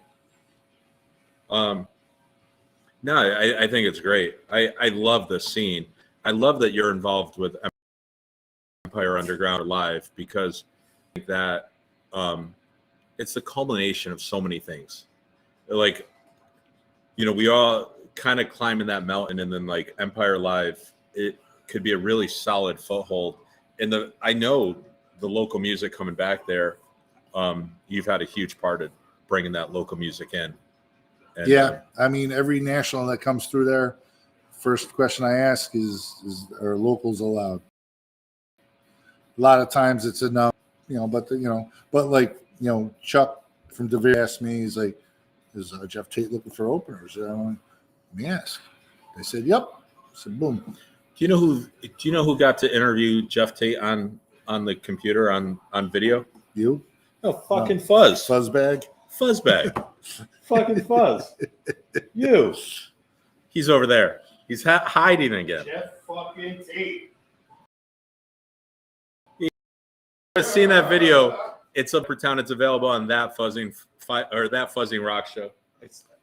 I still say That Fuzzing 518 show sometimes. But That Fuzzing Rock Show. And that's what we're trying to do. It's just build the local scene. I don't care what genre. No, because you know what? Everybody starts local somewhere. Jeff Tate was local somewhere. Might have been a few years ago, but he Oh, was yeah, local. a couple of years. But Everybody's got to start out somewhere. You know, not everybody's just boom, right in there. You know? So Eric wrote, one of the reasons the scene is still here is because of Mike. Oh, wow. That's cool, man. I appreciate that. Thank you. It's just, I give the avenue for the bands to do their thing. So, I mean, the scene would still be here. It might not be as thriving as it is, but it would still be here.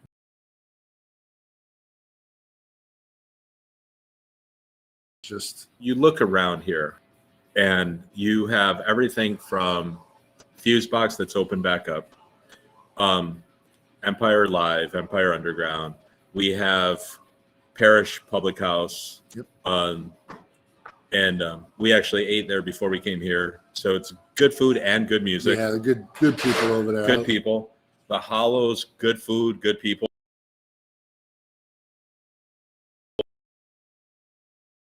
Good music. And Troy. the Hangar is just, I mean, that's not a new venue, but they just are nailing it with that rockabilly stuff.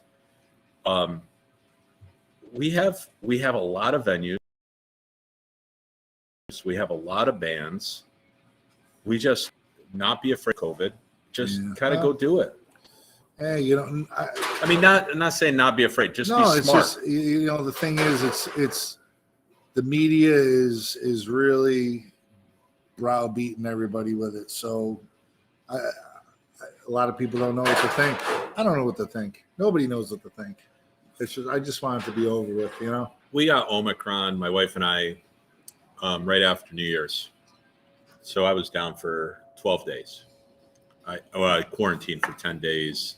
There wasn't a show in there, so 10 days or 12 days I was out. But couldn't wait to get. Yeah.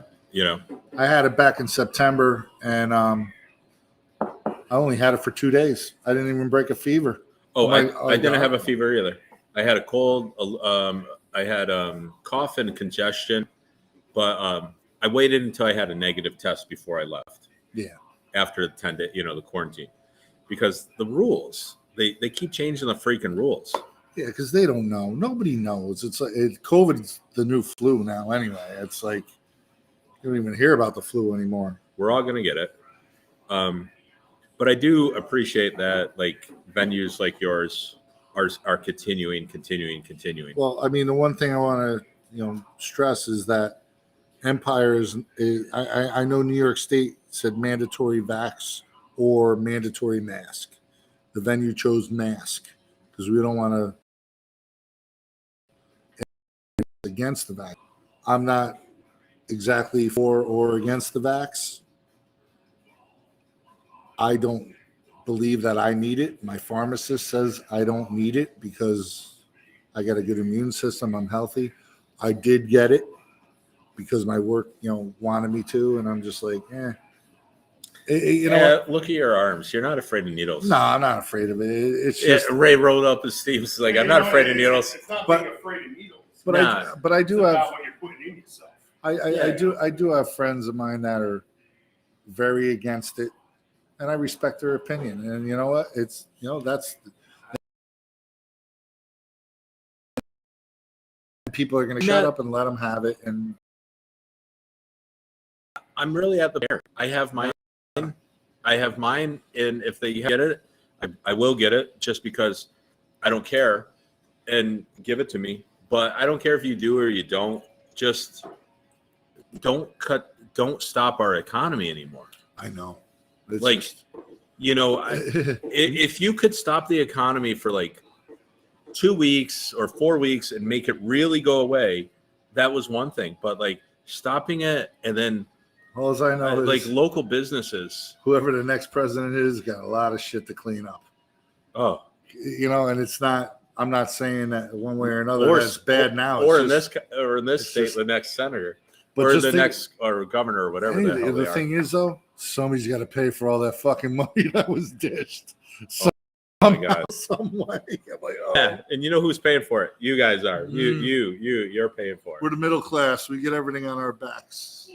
There's a tax on this beer, I'm sure. Oh yeah. Ray's like, don't talk about the tax on beer. Taxation is theft.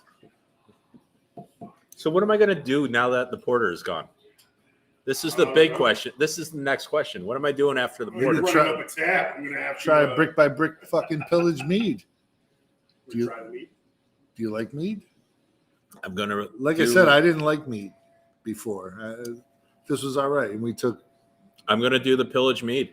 There you go. This is another reason Fuzz is here. He's driving my ass home. Woo! Maybe driving me home too.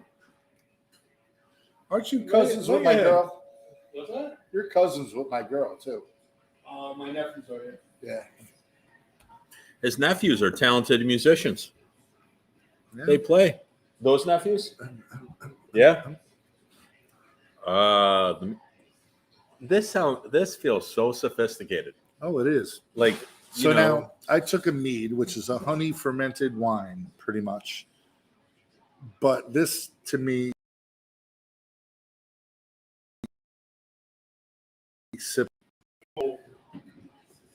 You could smell the oak. You could smell the.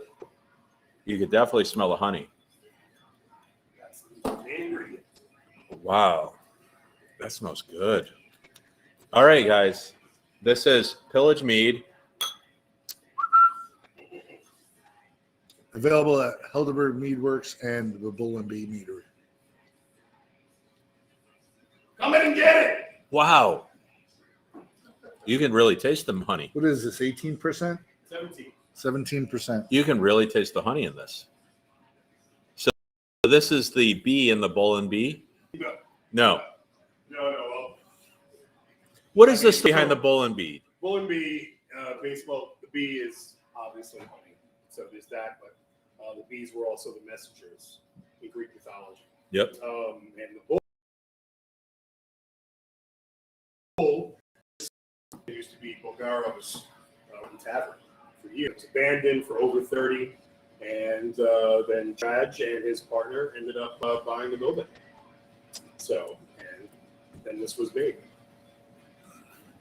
We're gonna have to come back here and get Traj's ass on the hot seat. To Yeah, Bulgaro's so and to the bees. The bull is the Minotaur, and then the bees were the messengers to the Minotaur, right?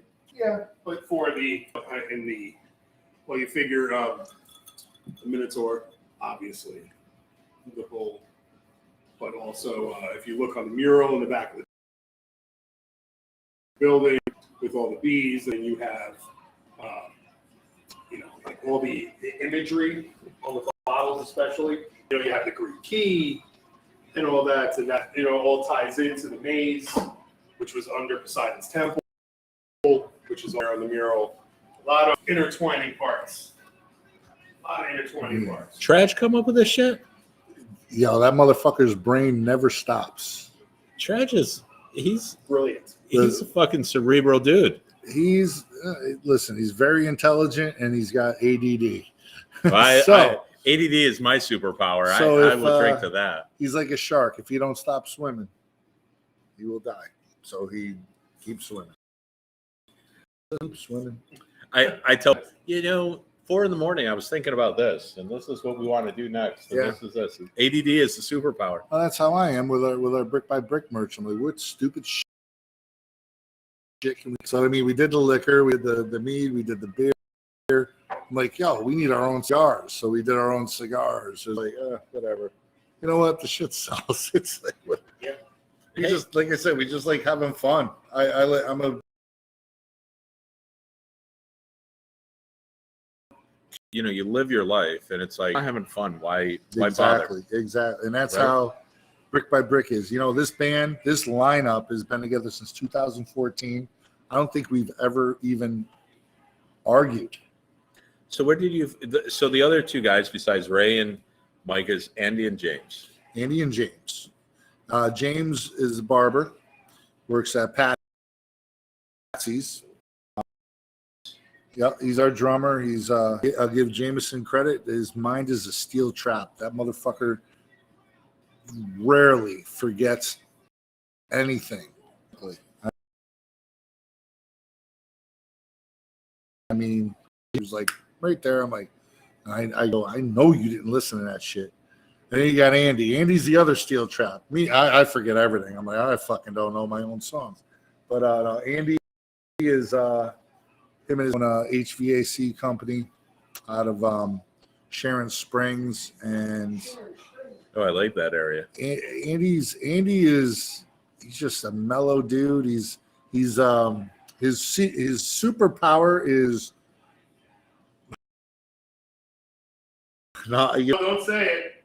Somebody will get upset. It'll offend somebody.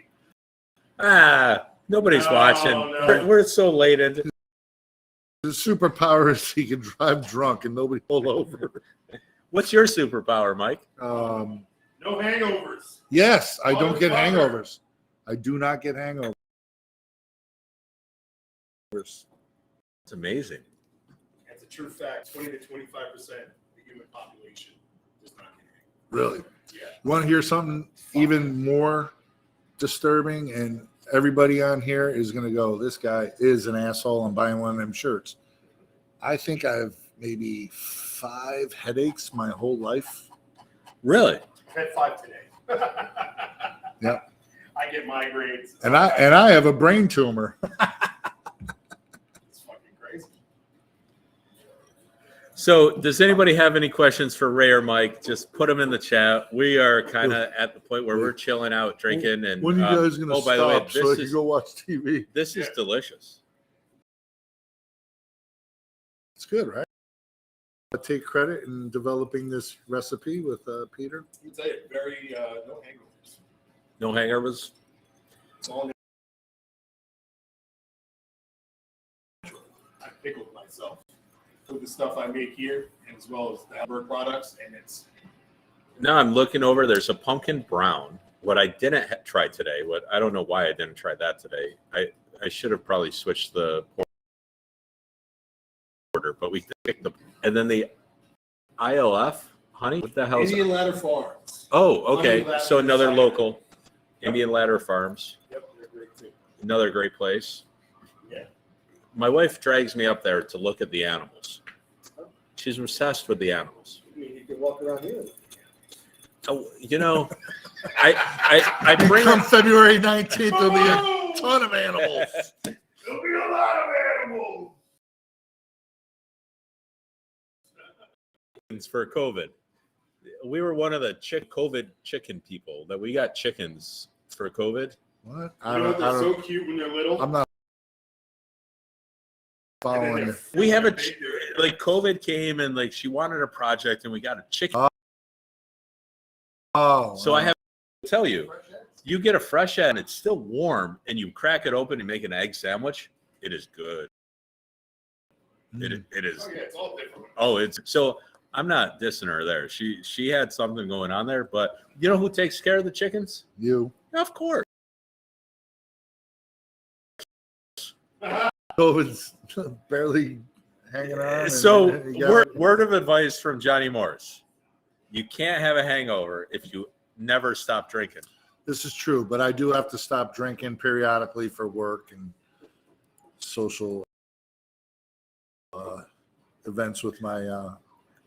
Once a month on Nippertown. Yeah, we were Johnny's- on. We were on. Well, we Hey. were on the one before Nipper. It was before Nipper. Yeah. So we Nippertown and it's Monday, and he puts on the best. He had Mariah Formica and Brooke C Sure, from sure, Blush, and next week next Black Cat Elliott, and I know Gus and Mark really well. you know, so it's little local, little national. I just try to surround myself with people who have a good heart, aren't douchebags. They mean well. You know, it doesn't mean we're all polished because who fucking cares about that? Nope. You just, are you honest? You know what I mean? It's Like, fun. are you, can you, Johnny's good people. Fuzz is good people. John's all right. He's Amy's all good right in people. my book. You know, good people. Where's their heart? Your heart. You come across rough, man, but you have a big heart. It's black, but it's there. Yeah. But this is good. So you helped brew this. Yes. Well, I helped develop the taste. I didn't help brew it. But Peter over at Helderberg Meadworks. You know, it's funny because like we did the Jack Daniels, and then Jessica from the Meadworks people go, why don't you do a mead? Why don't you do a mead with us? And I'm like, I don't even know what the fuck mead is. And then so I went and we had taste testing with some mead up at Helderberg, and I'm like, I mean, it was okay, but I'm a whiskey guy. I like that bite, so I will tell you, this is wonderful. That beaver kill. that was brutal. That was really good. It was I'm good. sorry. I might actually go to Rensselaer to find this place. This is how good that was. That was insane. I agree. I like whiskey. I'm sorry. No, yeah, I shouldn't be sorry for liking whiskey, No. right? No. no. Well, let's see. Well, let's get to the real question. Do I have a dog? Do you have a dog? I do not. I had a dog for 13 years, Ruckus. He was half pit, half rot. He was my buddy. Half pet, half rot. Sounds like a sweetheart. He was, and my buddy had both his parents, so it wasn't like, I didn't know where it came from, but he was such a great fucking dog. But he died in 2013, and you know what? And the band started picking up 2014. So I don't have the dedication now that I would like to give to a dog. So you could tell that's a nip. We are all about the fucking dog. I am definitely a dog person. I wish I could have a dog, but it's not the right time right now. I will have another dog eventually. This is the coaster where I'm using, at least. It's a little dirtier now because, but what the hell I got? I don't know. It's a.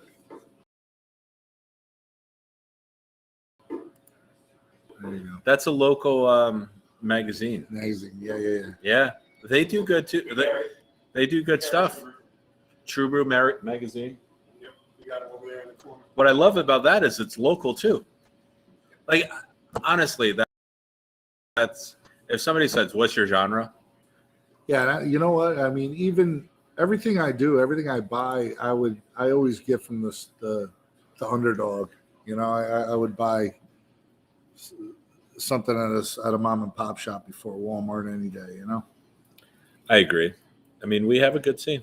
We have a lot of people that work their ass off to build this. Did you come to the flea market that we did, the punk rock flea market? Yeah. I bought you a shot of JD, and then I know. when she was like, "Is this for Mike?" And I said, "Yeah." And she grabbed the bigger glass. so I got me because that's what I like, JD. And what was funny is I tell the bartender, "Yeah, this one's for Mike." And so she gets the bigger glasses out because she's not going to give you a shot. She's going to give you a shot. Because there's so now I know when I go to fire, I'm asking for the Mike size shot. There you go. I'm asking for the Mike shot. Give me the Mike shot.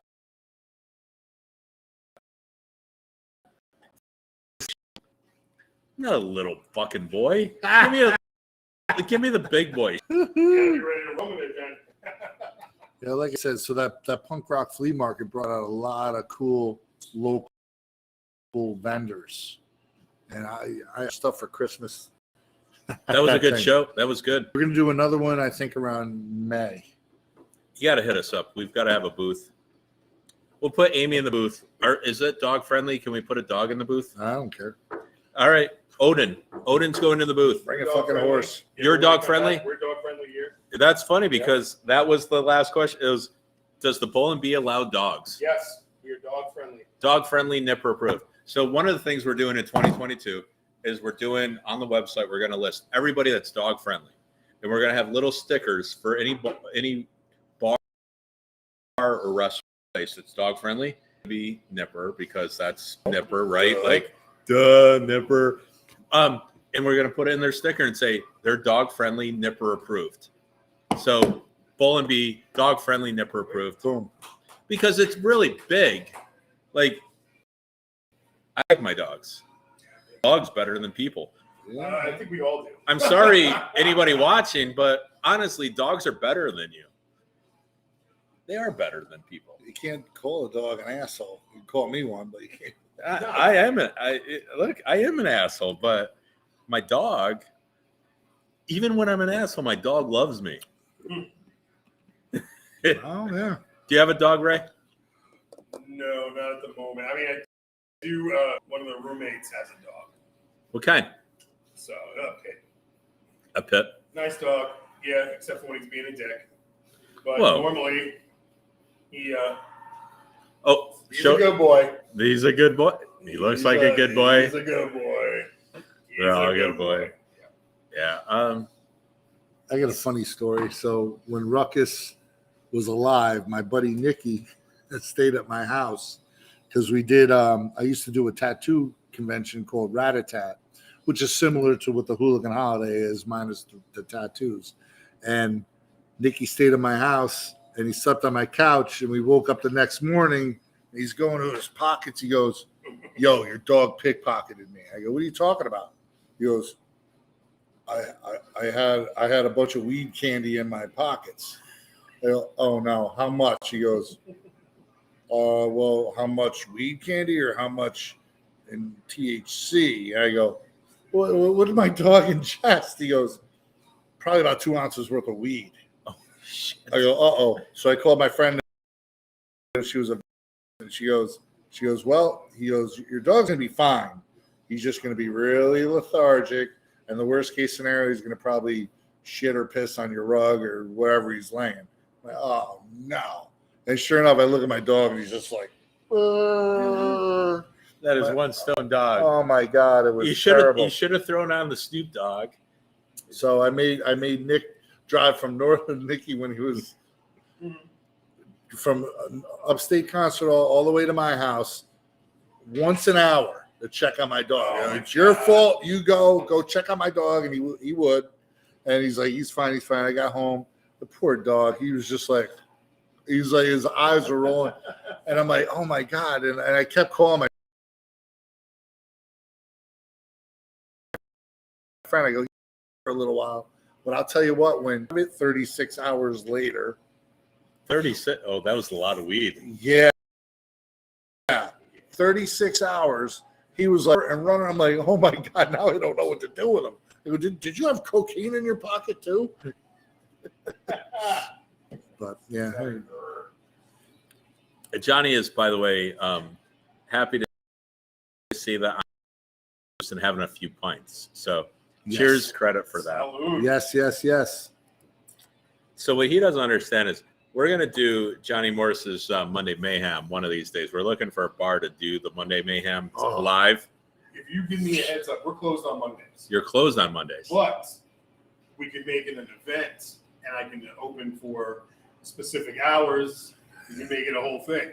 You hear this, Johnny? Mike from Brick by Brick. Stop. Oh, Johnny Morris. Johnny is next level awesome. Like I don't know Johnny for I don't even want to say crazy. I mean awesome. I don't even know. Like the girls that he gets on a like I'm gonna live vicariously through this dude. Because I'm behaving. I'm behaving, right, Fuzz? Yeah. You know. Yeah, I've been behaving for the past 5 years. Yeah. I have a good one, but yeah. So yeah, we do Monday Mayhem. That's fun. And yeah, the whole premise is just push, just keep pushing. We grow together, who gives a shit if it's rap or indie or metal or whatever, punk, we're local. There's been plenty of times I go see Johnny play. And not in a long time, but I remember in my heyday going bar to bar. I'd end up in Cohoes, see Johnny somewhere. One of my first shows back after COVID was at Chris's Mid-City Tavern. I went to see Johnny play. And he had a all-star. I mean, Tommy loved playing drums. He had Christine Capolino playing guitar. He was. Everybody kept telling him to turn it down. Every time they told him to turn it down, he kept on turning it up. He was basically the whole. John, like fuck you, and Storm and Norman. He had Paul Zett. He had an all-star, really quality band behind him. You could not move it. It was the first thing after COVID. You could not move in that place. We were like in sardines. And it was basically a big F you to COVID. Good. It was basically like, you know what? We're going to have a good time no matter what. More FUs to COVID. And that was Johnny. I went to see him and I was like, supporting my brother.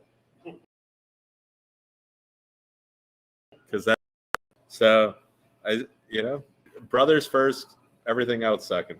Or sisters, if I'm offending anybody, right? So encourage anybody more, just come down to Bull and Mead. Bull and Bee Meadery. Oh boy. Oh, I got you. Oh boy. Bull and Bee You got your, Meadery. you got your work cut out for you there, Fuzz. Have a pillage. 3 to 8 during the week. 3 to 9 on Fridays. 12 to 9. 12 to 5 on Sunday. You can call ahead just to make sure we're open. I'm here 95% of the time. Part of Not this, this week. Except for this weekend.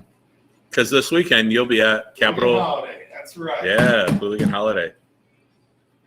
You know, and we got Jay Don't Like You and DJ Bullish Hooligan doing some soul and reggae and all sorts of stuff after the show too. So Who do you have this week? Fuel. no, they canceled.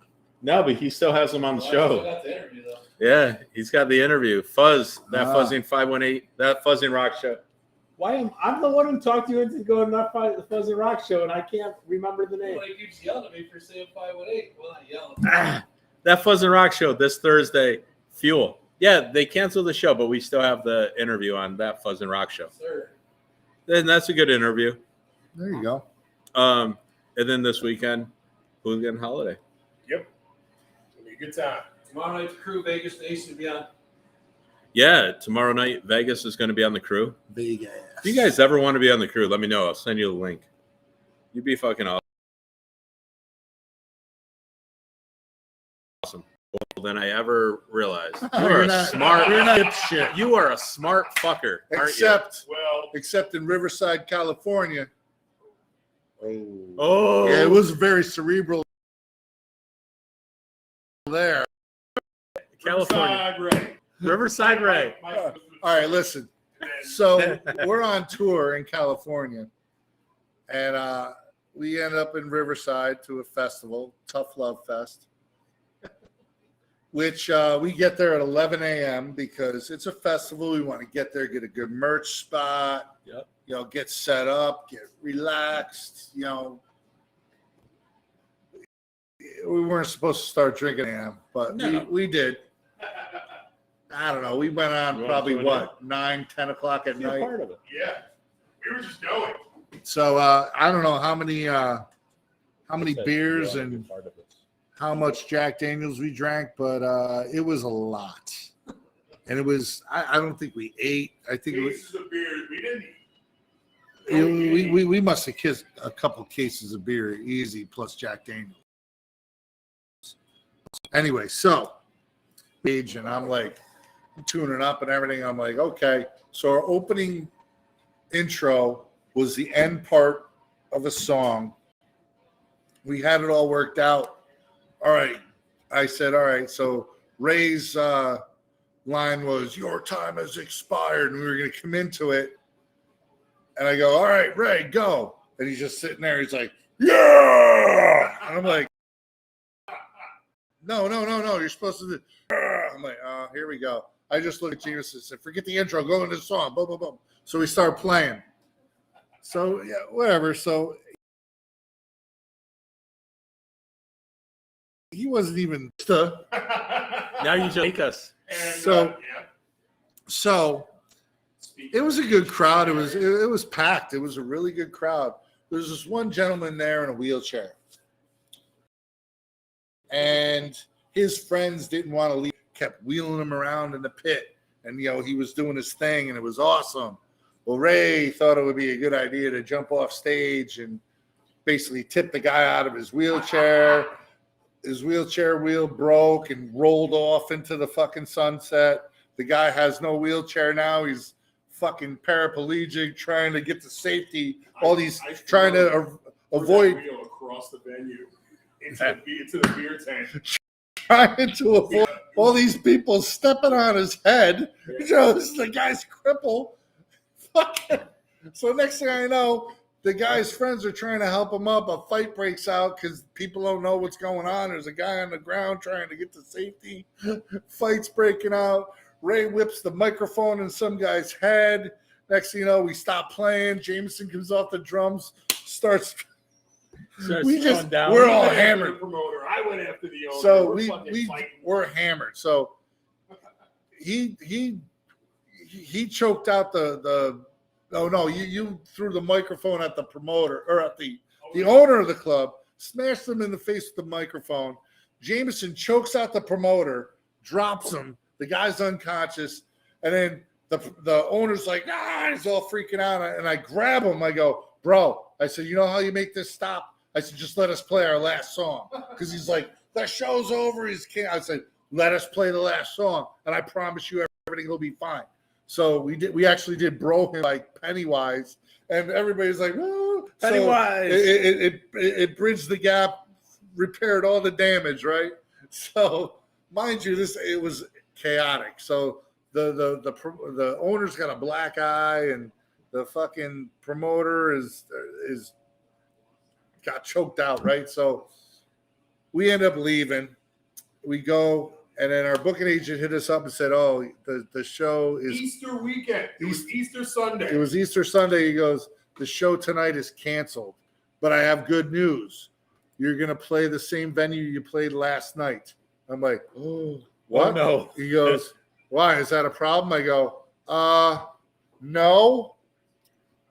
We'll just so I tell the band in the van, I go, "Well, we're playing the same venue tonight." And everybody's like, "Are you kidding me?" I'm like, "Yeah, let's just wing it, see what happens." So we pull up.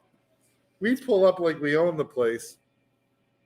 We get out. Or actually, I get out. I said, "Oh, we'll get out. We'll see. We'll feel it out." I walk in through the doors, and there's the owner, and there's the promoter. I'm like, "Yo, what's up, guys?" And they're like, looking at me like, this guy's dead. I'm like, "Yo, I just want to say thank you for last night. Last night was so much fun." And I walk over, I grab the owner. So I'm like, "Yo, thank you so much for last night. It was awesome." And the promoter, I give a hug. I'm like, "Yo, it was so epic last night." And they're just like, I go, "Yo, we can't wait to play tonight." And they're like, "Yeah."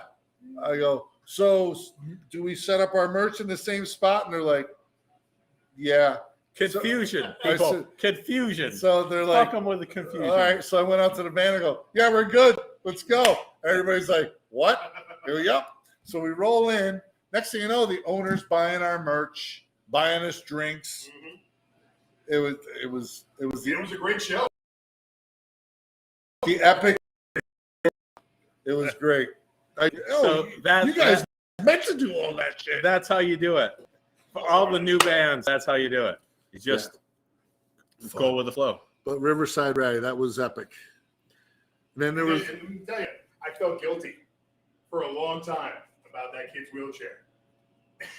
and I was talking to Trash about it, and he goes, "Don't feel bad about it anymore. You made him feel like everybody else." And I was like, "Oh." The weight lifted. Oh, Trash. I was like, "Yes!" Trash is the Guilt's fucking. gone. Yep. Trash, the therapist. Oh, it's so good. So good. Yep. So there was Riverside Ray, and then there was Long Island Louie there. What was it? No, that was Pennsylvania when you were whipping sworn enemies I would singer Sal with take my belt off and just whip the shit out of Sworn Enemy on stage while they're have playing. them while they're playing. Have them hiding into a corner and fucking. So Karen thinks you need to write a song about that, by the way. Riverside Ray. No, because then people in wheelchairs will not like us anymore. No, we're. Do you have a lot of fans in wheelchairs? I don't know, but If I don't want to exclude anybody. They may be there at one point. I've seen crowd surfing with wheelchairs where the person comes through and then the wheelchair This comes guy through. didn't make the crowd. He's just on the ground trying to escape all the footsteps. And I'm watching it while we're playing, and all of a sudden, wait, we don't have any more drums. Where's Jameson? Oh, he's beating the shit out of that dude. I probably should go out and join him. So we're 2.5 hours into this. Yep. Fuzz, are you still good? Should probably wrap soon, sir. All All right. Fuzz is telling me that I should. This is why I have Fuzz. Man. I know. Hey, I like it. Buzz the Time Yeah, Guardian. 8 o'clock, just What's so we this? can Holy fuck. do our thing. As the mom of the kid, she approves. She approves. She approves. Oh, yeah. Don't sue us. That's why I have Fuzz. He's like, but you know what? Can I tell him, Fuzz? Then I really want to try the pumpkin meat. Okay, so wrap the show and try to pump me. there All you right. go. Yeah, Huh. The pumpkin ale. it's a brown ale. And then there It was is a pumpkin brown ale, and Then- you brewed it. Florida where we fought all the bikers. Mm-hmm. Florida, where? Okay, Florida. You fought the no. And I was half dead. I was sick. You don't. Do you use that for the brown ale? Mhm. Sure. Then there was South Carolina where we So I don't know if anybody's getting smashed this. that kid in the head. Bull and Bee Meadery. The porter, the mead, now the brown ale. Doesn't have to be full. I want to taste that thing. Oh, look at you. It's a pumpkin It looks- brown. That looks fucking full as fuck to me. That looks good though. Oh. Ugh. Mm. Show it to that camera. Mm. That is. You didn't even, I can't tell. It was frozen. That looks that's delicious. I'll tell you what, you can do, if Mike and Ray are okay with it, you can do a brick by brick part 2, the return of Riverside Rec. The return of Jeff. Oh, where I can drink? I'll just sit here and get fucking hammered. Come There you out with go. a whole new set of questions. And he can be the focus and I'll be in the background. There you go. All right. New set of questions. So we need Ray stories here. Oh, God. We're still on, so we need Ray stories. All right. My fancy question, Mike, was tell me a story. Did you like that? I'm a good interviewer. Tell me a story. People are still here. Why are people still here? We love you that you're still fucking here. handsome, that's We why. love that you're still here. You're fact- not bored yet? We are They're like, wait, he's getting drunk. We need. Like, oh we my need some gosh. action. Like Chris is still here. Karen's still. People are still here. Peanut gallery questions. Let's do it. Get intimate. Get crazy. All right. Anybody have a question for Ray? Any Ray. question for Ray? Do you have a question for Ray? What is something you've always wanted to know about Ray that he's eluded you? If anybody knows anything about me, it's Mike. Yeah, right? Let's see. All right. If you guys, you two, if you guys could put together a show where Brick by Brick is on it, who would surround you? Slayer? What was that? Testament. Testament, Slayer. Actually, funny. Probably about 6 years ago, I was going to book Slayer, and I was partnering up with the Chance with Frank and Nikki, and we were going to do Slayer at Mid Hudson Civic Center. It was Slayer, Suicidal Tendencies, and it would have been Brick by Brick. Oh, but Suicidal they Tendencies. canceled the whole tour though. Huge. They ended up doing that with Exodus after they ended up doing that. Yep. that tour.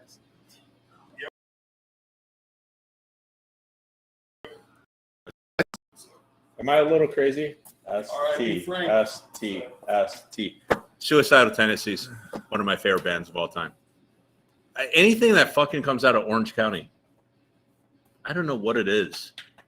Well, everything, like different areas have a specific sound. A lot of times. They'll have their own soul, they'll have their own sound. Upstate has a sound. I love City Albany. Albany has sound. and Troy Orange has County. a specific sound. Yeah. OC's got its own sound. The Bay Area has its own sound. Anything, Jim? Anything that comes out of Orange County? You're gonna pull something that I don't like out of What's that, Orange 18 County. Visions or something? No doubt fan, are you? Oh, you know what? No. Don't Gwen, say it. no, I don't even he. know. Okay, I'm gonna say that Fuzz pointed out that No Doubt came out of Orange County, and I would say Gwen Stefani, other than my wife. Oh, is that your one? Is that Oh your my one? God, she is my You know wife. how, like there's celebrity fuck or whatever it is. Oh my God. Mila So Kunis. you put down, Miss Piggy. no Doubt, but Gwen Who, Ashley Stefani. Ventura? Ah! By the way, you have people laugh like, yes, they get it, but Those are this for the Muppet Show. So Mike had him on a Fucking show lips with on her. Adrenaline Mob and was so looking forward to then the tragic crash. Yeah, I remember that. That was at Bogies. That was that would have been that band is going through some fucking shit, man. Adrenaline Mob. Yep. Oof. Ozzy from California. What bus for you? Hey Ray, what bus? I don't know what that means. So when I used to come up here to rehearse, or if we had a one-off show or something like that, back when we first started with Brick by Brick, I would crash either at Mike's or I'd crash by when Sean Green was still in the band. I would crash by Sean's, and we would get fucking rocked. We would drink like nobody's fucking business. We looking to catch a Greyhound back or something back down to the city, back down to Queens, back down to Brooklyn, depending on where I was living at the time. And we're like, all right, I got this bus. We got time. Let's go to get brunch or something. So we'd meet up with a couple of different people, depending. We go get a buffet or whatever. Sarah Dooms was always with us. We always had different people like on these excursions. And we go to beers sometimes. Fucking, we start at 7:00 in the morning. Next thing I know, it's like, I'm going to push it back. And I push it back and push it back and push it back. And then we'd be so fucking rocked. It'd be like 7 or 8 in the fucking, at night. And I'm fucking drunk as a skunk. And I'm like, what the fuck? I'm trying to drive Sean's fucking car with his fucking paddle shifters. I was trying to I can't drive this space fucking ship. What the fuck? It was just awful. Awful. And I ended up getting home at fucking 3, 4 in the morning. What It was bus? a nightmare. Yeah, what bus? Just like What Mark, bus? Hashtag what bus? Mark Rizzo from Soulfly many times was like, what bus? We used to get him hammered. Chris Jericho, if you're still looking, or if you're still watching, we have a challenge coming. We have a challenge coming. Fozzie Bear, Waka Waka Waka. Waka Waka. we go to play New England Metal Fest. Oh my God. Or was it Rock New and Shop? England Metal Fest has been So consistently no, an incredible it was festival. It was a couple of We these. we New played England like Metal Fests. 3 or 4 years in a row. We showed up like the third year in a row. And we show up early, get our shit in there, get our merch set up, get our gear. Like, we go to the bar. We're like, hey, what's up? To the bartender. Yeah. I said, Your friends line them everywhere. up with Great, shots and that's beers. a great festival. And the New bartender's England like, Metal Fest. uh-oh. I'm like, well, what do you mean? So they're like, they look at security. Security comes up and goes, yeah, we were told that we're not allowed to serve you until 1 hour before your performance. Like, who said that? They're like, Scott Lee. Scott Lee. I'm like, you motherfucker. So I went right in his office. He's like, you guys are a tornado. Can't have it. I need your test level up. Blah, blah, blah. All this shit. And I'm like, man, that's fucking bullshit. We were all pissed off. So then what we do, we go to fucking Soulfly's dressing room and drink all their beers. their No, beer. but we All all of have, it. we all have to admit, All Scott of it. Lee, he's done a good thing for the New England scene. Oh, sure. He's a good dude. They He's a weren't good wrong. dude. He's not wrong. They weren't wrong. Good dude. Mind you, Good the dude. year before, that's when you rode Sean down the hill From his face like a down toboggan. fucking right and next he had to to, the they fucking- called the ambulance, and They we called just the picked ambulance. Sean up, put him in the back of the van, and locked it. We're like, we don't know where he went. He's Yeah. all bleeding. Yeah. I was running around the bar. I raided the coat check, got all the plastic hangers, and then I was running around the bar And downstairs, whipped everybody in the head with a smashing them, whipping them until When they are were they break, do, calling when are everybody they doing a that? You don't think they're ever doing They that? retired. Scott Lee and Leah are not doing shows. They retired like 5 years ago. Wouldn't be the Has same it without been them. that long? Yeah, Wouldn't be the same maybe without longer. How old am I? them. 48. And then we, You remember that. See, this is why you're the behind the bar. you know, all I know is that show, we were first on the main stage. And I'm like, people in front of us. Third song, all right, we got about 50. by the time we got to like the last 3 songs, there's a few hundred people. It was It, good. it was packed. Sean, But I remember, Sean was so drunk, and he's playing, and the only thing that was keeping him standing upright was the tension on his cord from the fucking, I don't know how he didn't unplug himself, but just the tension, and he's leaning, because that was the only thing keeping him upright. and I turned to drink, and I looked, and there's all